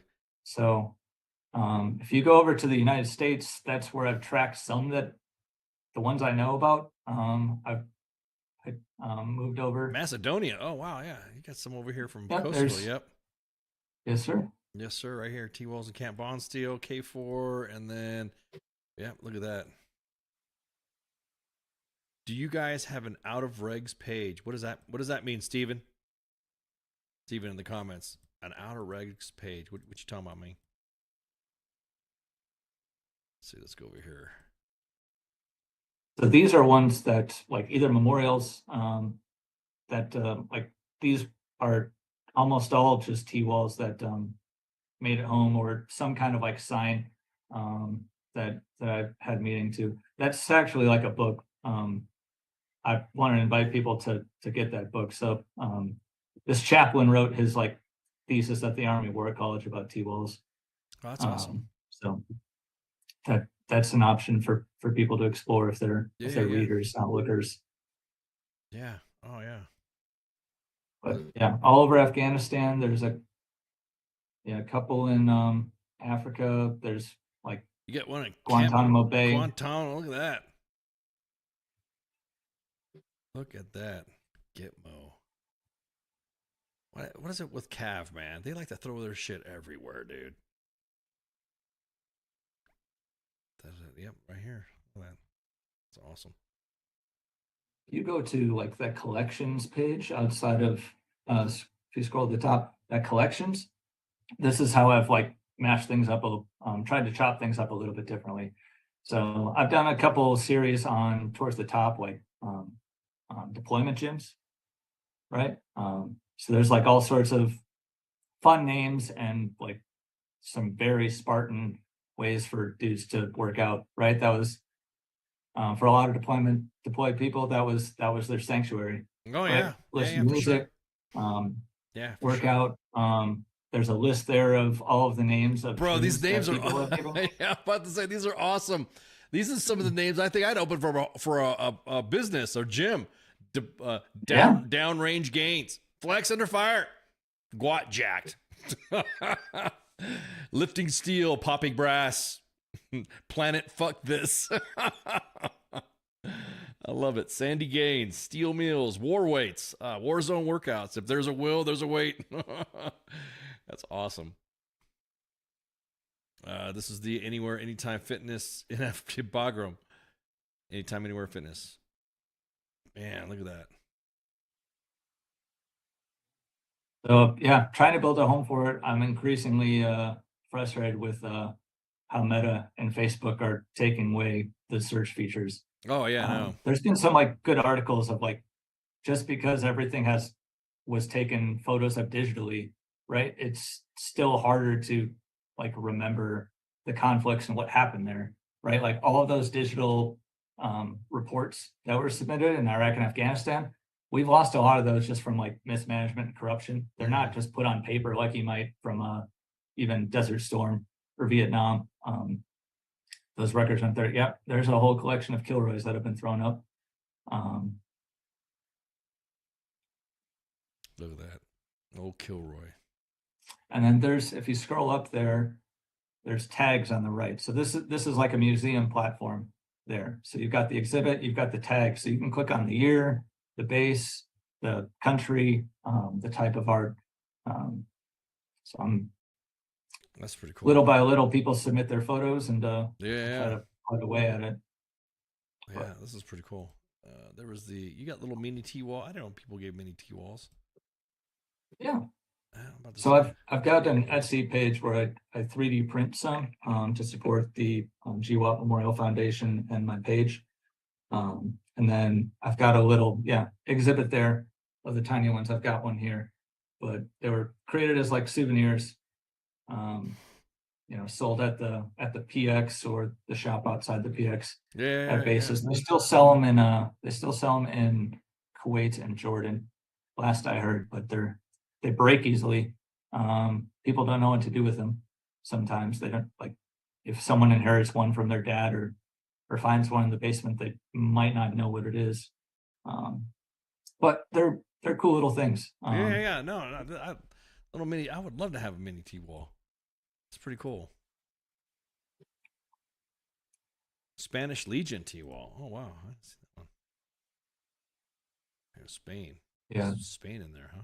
Wow. So how much of your personal time does it take? I mean, is this a full-time gig for you? No, I'm a supply chain manager. Oh wow. I mean, so this is just your hobby. Damn. That's a good work for being a hobby. Holy shit. I mean, it's been built out over 6 years now. Yeah. During COVID, how many years of COVID where there wasn't a whole lot to do? Right? Yeah. That's where it really got going. How many years? I know the way you said that. Holy shit! I know how many years were we locked down. I don't know. It seems like it was 8 years. Even though it was supposedly a little bit. It felt like 10 years, and it was only 5 years ago. Yeah, exactly. Yeah. Exactly. Oh man, this is awesome stuff. Has anybody come back from other countries? I noticed there was Spain on there. Does I don't know, like the UK, have they sent you stuff of their T-walls when they were deployed, or do they do that as well? Like it's a, hey, look, here's my T-wall. Can you put it on there for me? I mean, any coalition, like the coalition of the willing, right, was the Iraq invasion, right? But anyone that was deployed there, they made something. There's everything from like UK, Mongolia. Like there were a lot of countries, especially in Afghanistan, like all of the NATO partners created their own T-walls. So they're there. They may not be like organized yet. My backlog is really big, but yeah, it's been. What about official channels from the Ministry of Defense, like from the UK? Have they said, hey, here's our stuff? Have they contributed as well? No one's contacted me directly from a couple of small museums, but no one's contacted me directly for like what to do with all this. I'm just kind of holding it. Yeah, no, this is awesome. Giving it a place. I'm just going through here. I like that wing, that red tail T-wall. That's pretty cool. I did work with the Army like history department for a little bit. There was one there was this really cool mural painted in Syria as the base was closing that I was trying to advocate for it closing. I think if you go to the archive and look for, like, do you know the Picasso painting Guernica? Oh yeah. It's his most famous one. So there was this huge, like, just painted on plywood by this artist deployed with I think the Louisiana National Guard when they were in Syria, and it's like 15 feet wide by 10 feet tall, and he recreated Guernica just in like the chow hall of the patrol base, but updated everything to be relevant to Syria. So there's a drone in there and Humvees and oil rigs and stuff.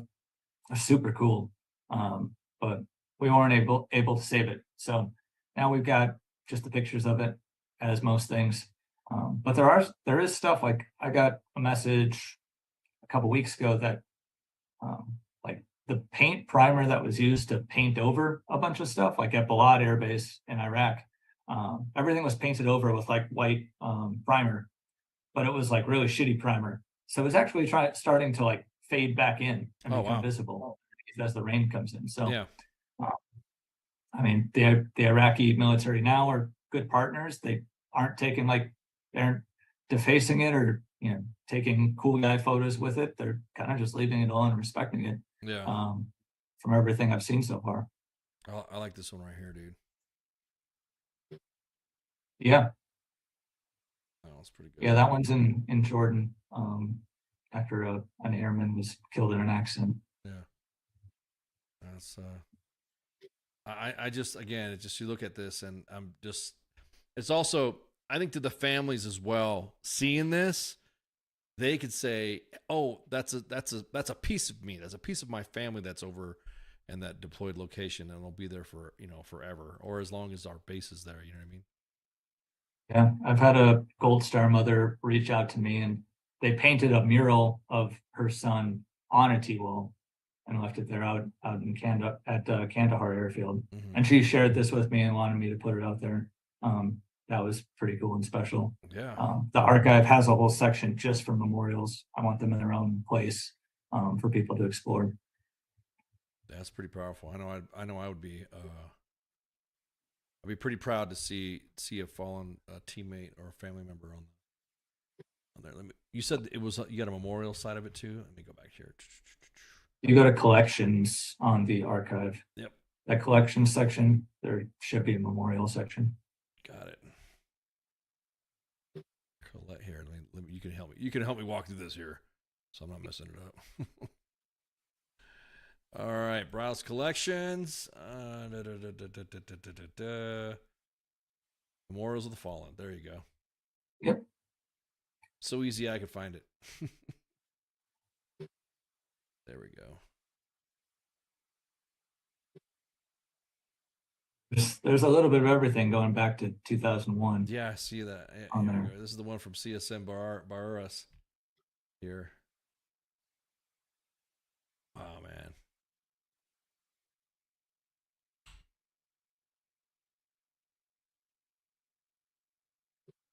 Lance Corporal Darren Settle. Right there, too.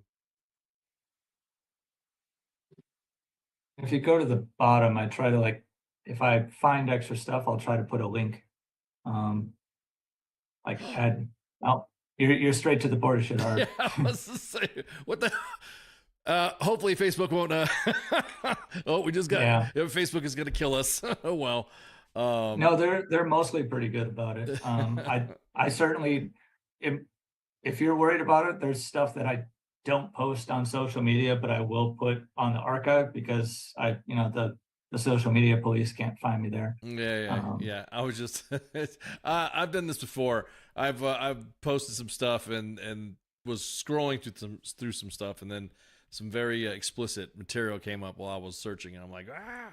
So we'll go back to there. Okay, you were saying if you go to the bottom, and if you just click on one of those pages, like that Fort Hood one right there, right? Like that I included because I consider that part of the GWAT.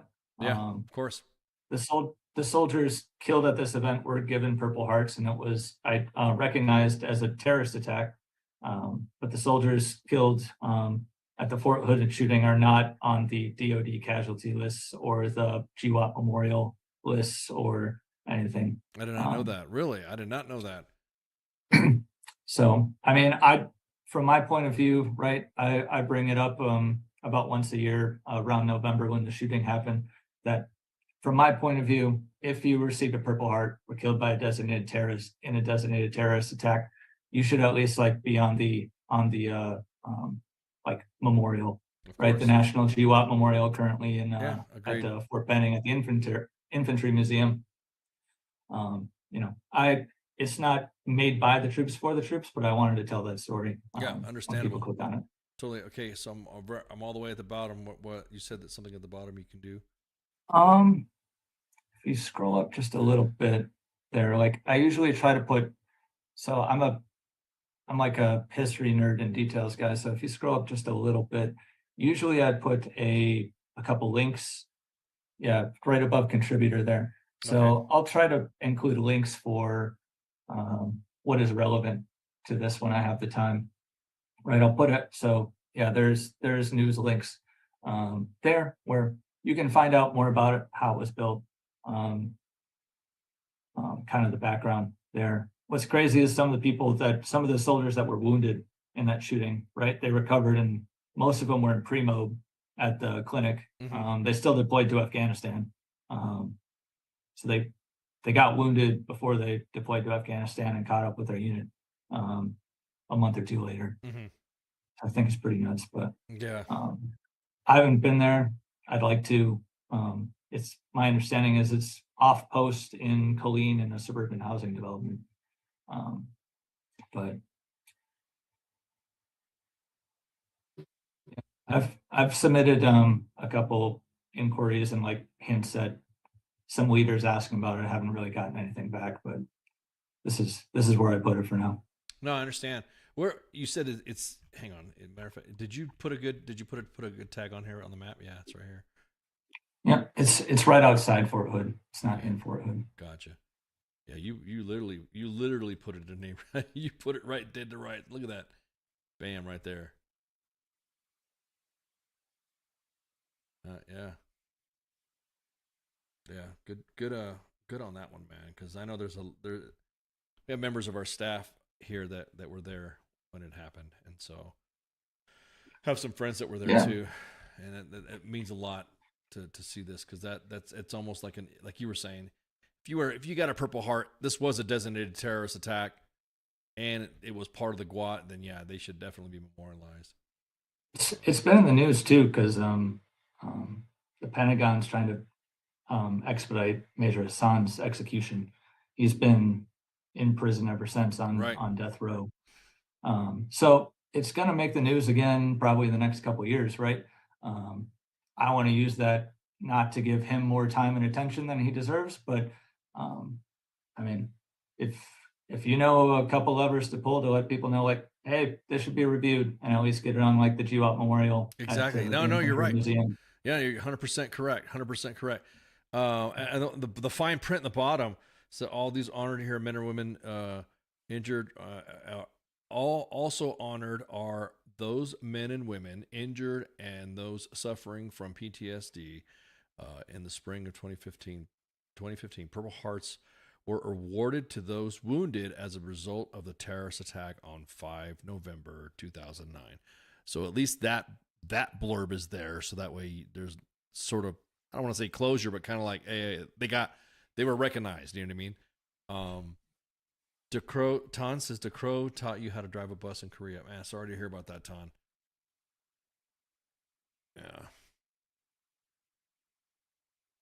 This is good stuff, man. This is first off, I'm glad you came. I'm glad you finally came on. But finally, it's like putting a face to the name. You know what I mean? Just like all the times that we've talked in the inbox, or you asking questions. Hey, where did you hear about this story? Are you tracking this? You're on it, man. You're really on it. One of the things that you also said you were doing on this page was music videos and original songs of the GWAT. Yeah, so I think we talked a little bit in the waiting room lobby, right? But there's so many different rabbit holes to go down, right?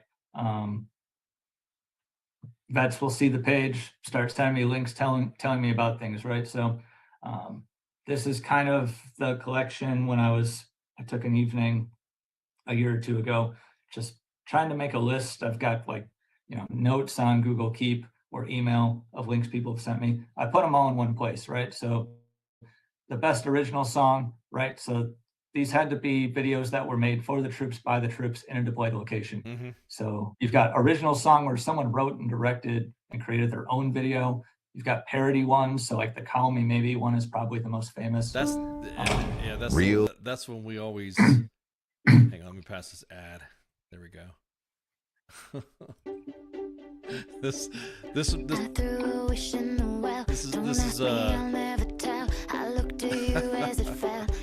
yeah, this one's fun. It's a shot-for-shot remake of the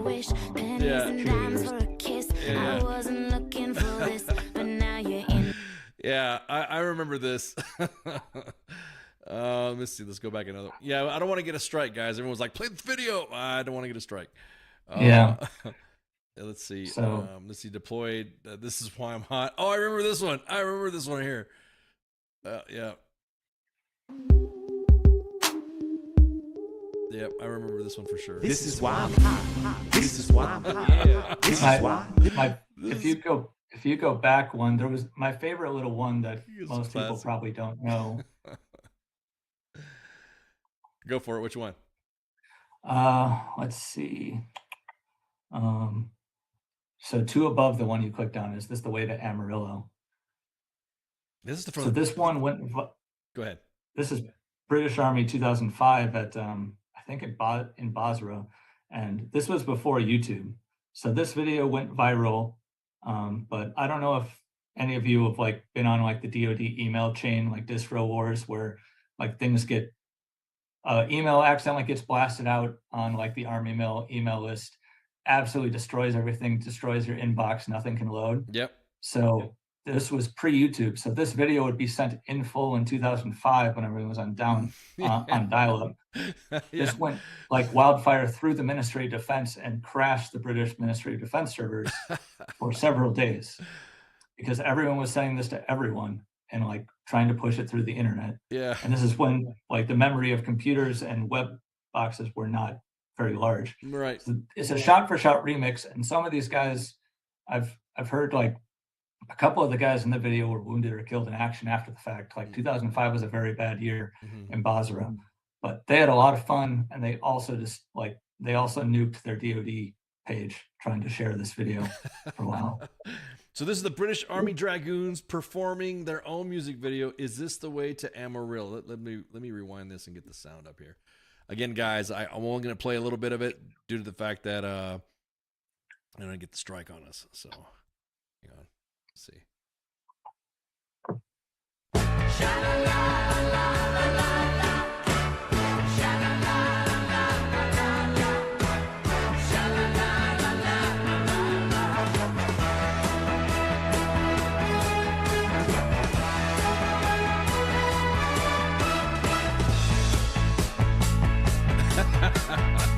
I remember the day is dawning on a Texas Sunday. Oh man, this is awesome.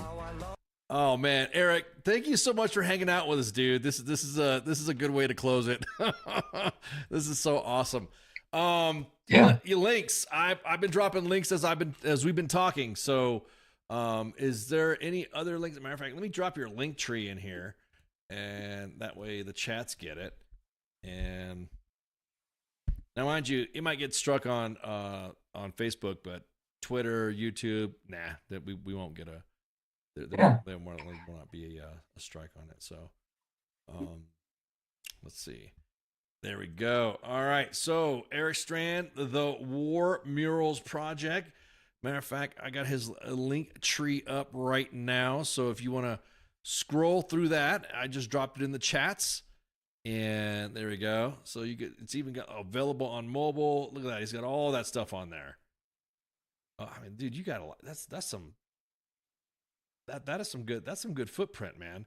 And then the next thing to look out for, I didn't have it in time to send it to you and the team, but I'm taking a whole bunch of these photos submitted by veterans. We're making trading cards. We didn't get around to talking about it, but if you ever seen like the Desert Storm trading cards? Oh yeah. I'm working with an artist to try to recreate those as that. So you can pick up a pack, break open the pack, look through different T-walls, flip it over, tell the story on the other side. Oh man, that's a good And idea. we're going to use that to support the project Of course. and support the Chihuahua Memorial Foundation. Yeah, don't get too many details out there because you don't want nobody to take your idea. But yeah. Yep. So Eric, stay tuned. Yeah, exactly. Thank you so much for hanging out with us, man. Eric Strand, the War Murals Project, sharing the art and graffiti of the troops by the troops of the Guat. So thanks for hanging out, man. We're gonna go ahead and take a quick break. You got anything you want to say before we take a minute to chat offline? No, I mean, if you have something that you want to contribute, just send me a message. I get everything there. And then if you have photos like on an old computer hard drive, try to back those up or print those out. I get a lot of messages from guys that find the page, are eager to share, find out it's all corrupted, right? Yeah. So print it out, or back it up somewhere. The days of finding grandpa's old photos in like a trunk or something are over. Yeah, I hear you. All right, Eric. Well, we're going to go ahead and take a break right quick. Me and Eric are going to shoot the breeze, and we'll be right back. Shots, stand by.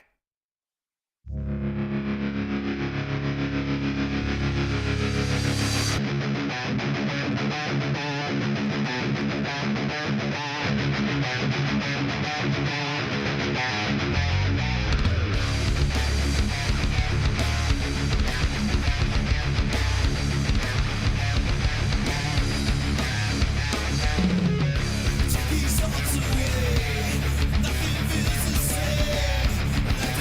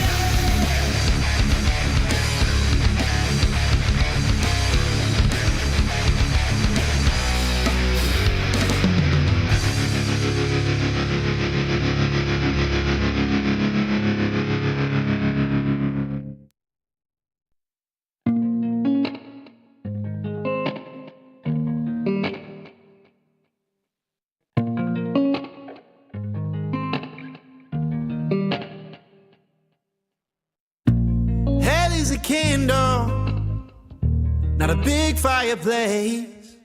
It's a girl with blonde hair and tears down her face. It's a lack of emotion, but the devil's so warm, with a sense of elation and souls being torn. Thought she was the problem, but I came to find that the thorns and the horns had always been mine. The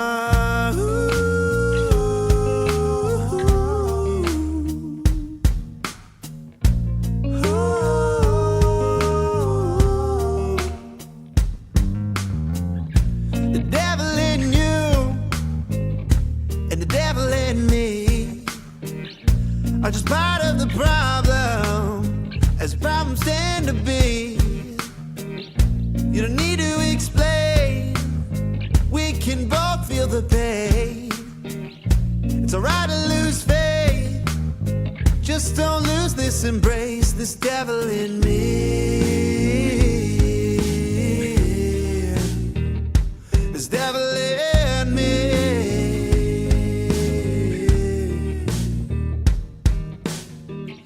He met with my mother, said he's the son of a guy, and anybody who knows him is destined to run. And we're back. Plays the blues like he owns it.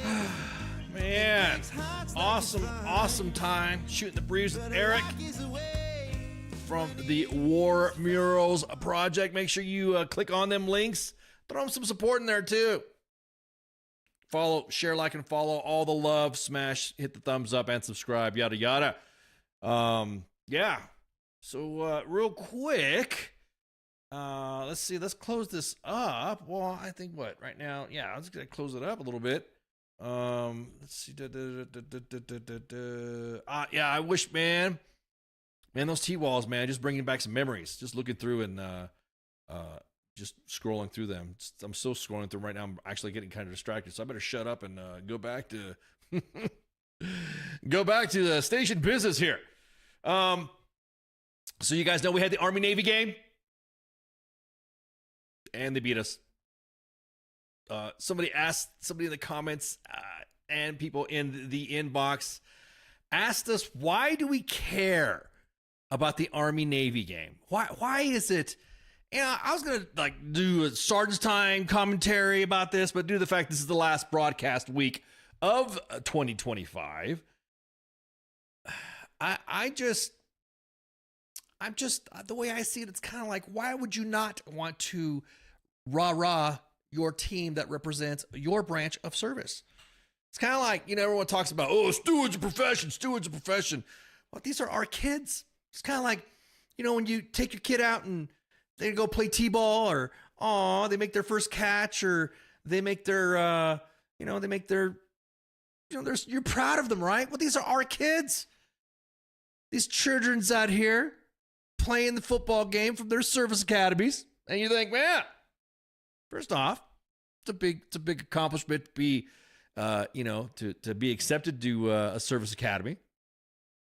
But they are our leaders. Cadets and midshipmen, they either will go into be whatever service. I think there's we even have some Army leaders that were Air Force Academy, Air Force Academy graduates, which we won't, we break balls about them because we don't. Those individuals that graduate the Air Force Academy that are in the Army, and I've served with several, are different. I don't know, a different grain of wood, I guess you would say. You're like, okay, but the Army West Point kids generally, and of course the Naval Academy graduates that either go into the Navy or go into the Marine Corps. Those are our children's. Those are our kids. These are the ones that we tape to a tube when we welcome them to the platoon. These are the ones that we tape up to a chair or do a hail and farewell. Oh, what's this? Sergeant Major's cussing out soldiers caught on voice. I think we saw this. Let me see which one you're talking about. Who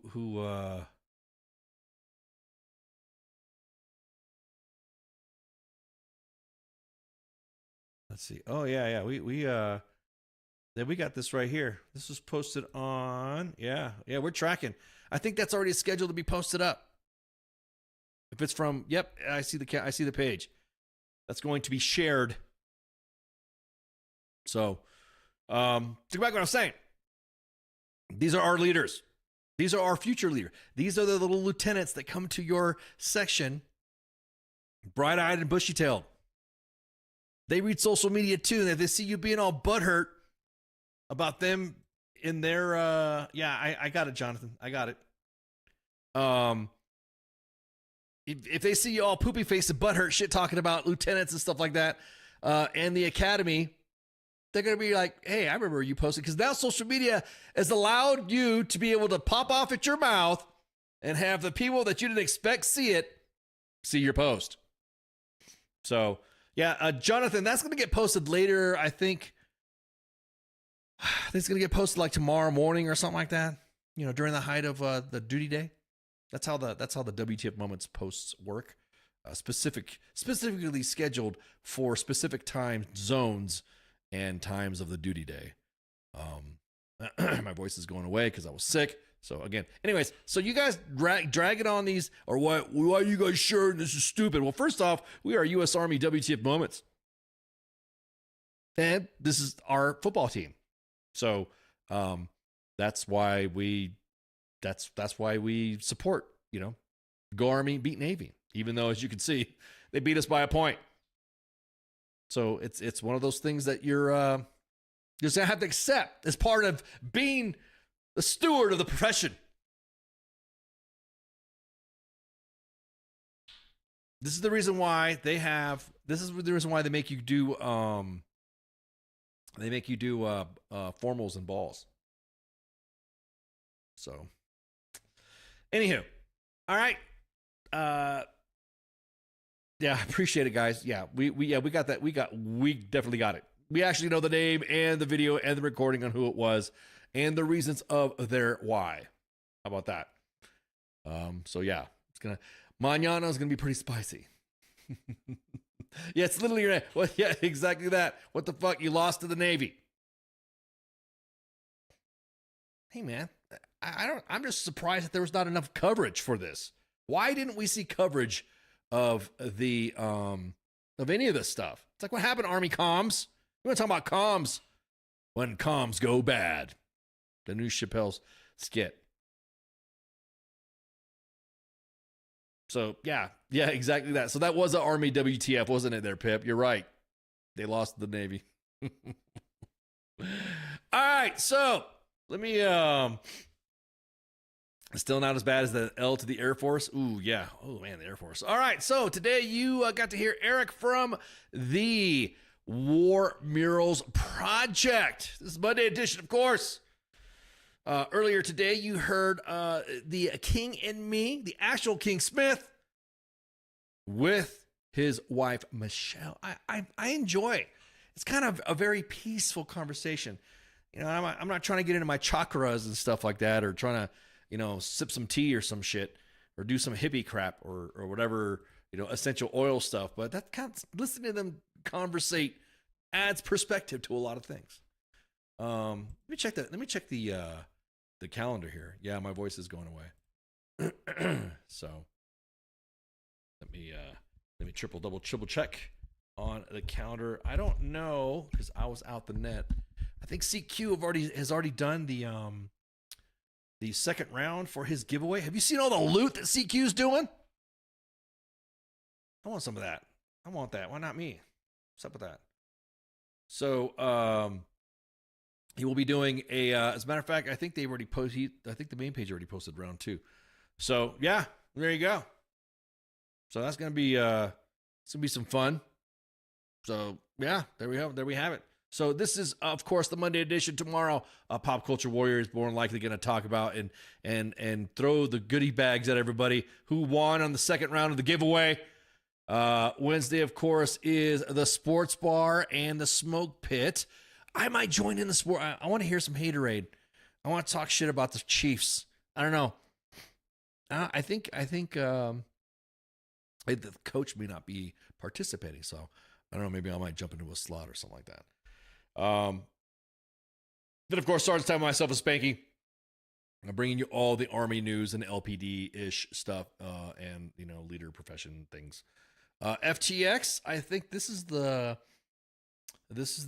week they have. I think this is, and then weekend co-ops. I think, yeah, you know, as a matter of fact, this is the last week, broadcast week of 2025. We're going to have Exodus, Christmas break from the 21st. So from the 21st until the 5th will be my return. I will return back on the 5th, January 5th, 1, 2, 3, 4, 5th.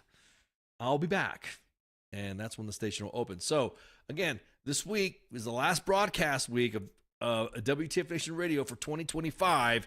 And then 2026, bright-eyed and bushy-tailed. It's good to be back, even though my voice is going away. Yeah, so I can't wait for Sergeant's Time. Shoot the breeze about some stuff. Of course, the story that's going to be posted will be discussed once it gets posted in the mornings, and people start asking us, who was that? Who was this? Who was that? And yeah. The Pats being up 20-0 is still a losing reason to talking about. Yeah, I'm just going to say there's going to be some stats and stuff like that. I know because King and Coach get into stats and records and stuff like that. So we'll see. You may or may not see me. We'll see. If I can, I might. I don't know. I don't want to promise anybody because then people are going to have. So we have nothing to listen to when I'm at the in-laws. Jose, whoa, homie. You never know. That's when the station is closed. But I know each of our content creators and hosts usually like to come online and do stuff. You might see me playing some Xbox. You might see me playing. You might see me goofing off. You might see some other lives of us out and about amongst the WTF Nation. So you never know. You never know. So, and of course, you could follow us on all of our platforms on 2 Facebook pages that we're broadcasting live at U.S. Army WTF Moments and WTF Nation Radio, 2 YouTube pages at U.S. Army WTF Moments and WTF Nation Radio, and X at WTF Nation Radio. And then, yeah, whatever, Pip, go Raiders. Yeah, go Raiders. And then, of course, everyone's asking about my stuff, my ats and stuff like that. My X is at the IO guy, and then I'm on the Instas at the real Ken Ramos. So there you go. I know why everyone says I want to dox you. I'm like, dude, I'm dox myself. I'm telling you who I am. So other than that, make sure you share, like, and follow, hit the thumbs up, and subscribe, as the kids say. And I am out. See you. Love you.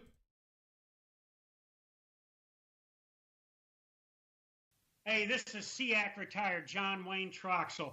You're listening to WTF Nation Radio, the station of choice for all of the badass MFers on the planet. The voice of U.S. Army, WTF Moments. This is WTF Nation Radio.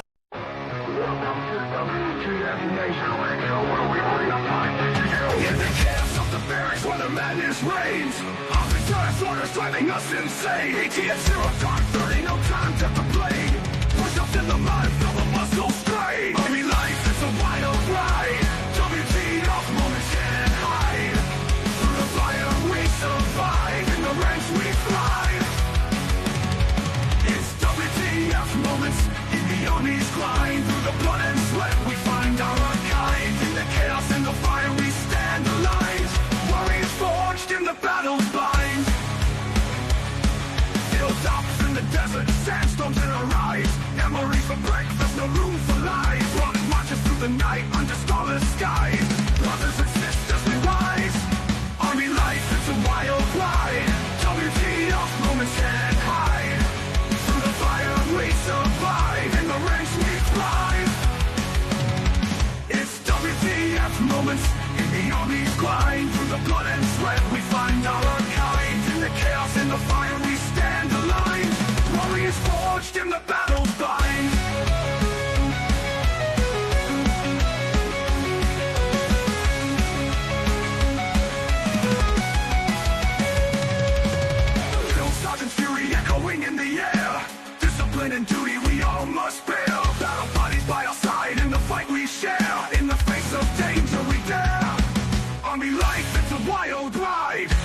WTF moments can't hide. Through the fire we survive, in the ranks we thrive. It's WTF moments in the army's grind. Through the blood and sweat we find our kind. In the chaos and the fire we stand alive. Warriors forged in the battle's bind. Souls and firefights, adrenaline's rush. Silent nights, broken by the enemy's hush. Medics on the move in the heat of the crush. In the heart of battle we trust. It's WTF moments in the army's grind. Through the blood and sweat we find out our kind. In the chaos and the fire we stand alive. Warriors forged in the battle army ranks. It's a wild ride. WTF moments can't hide. Through the fire we survive. In the ranks we thrive.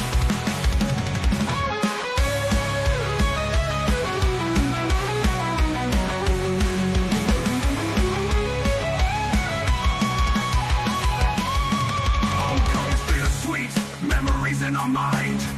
Brothers lost but never left behind. Army WTF moments in the stories we find. In the army's embrace, we're forever entwined. It's WTF moments in the army's grind. Through the blood and sweat we find out our kind. In the chaos and the fire we stand aligned. Warriors forged in the battle's bind. Through the smoke and the flames we rise again. In the heart of the storm we find our sin. Battle buddies by our side, our men. In the army's legacy we transcend.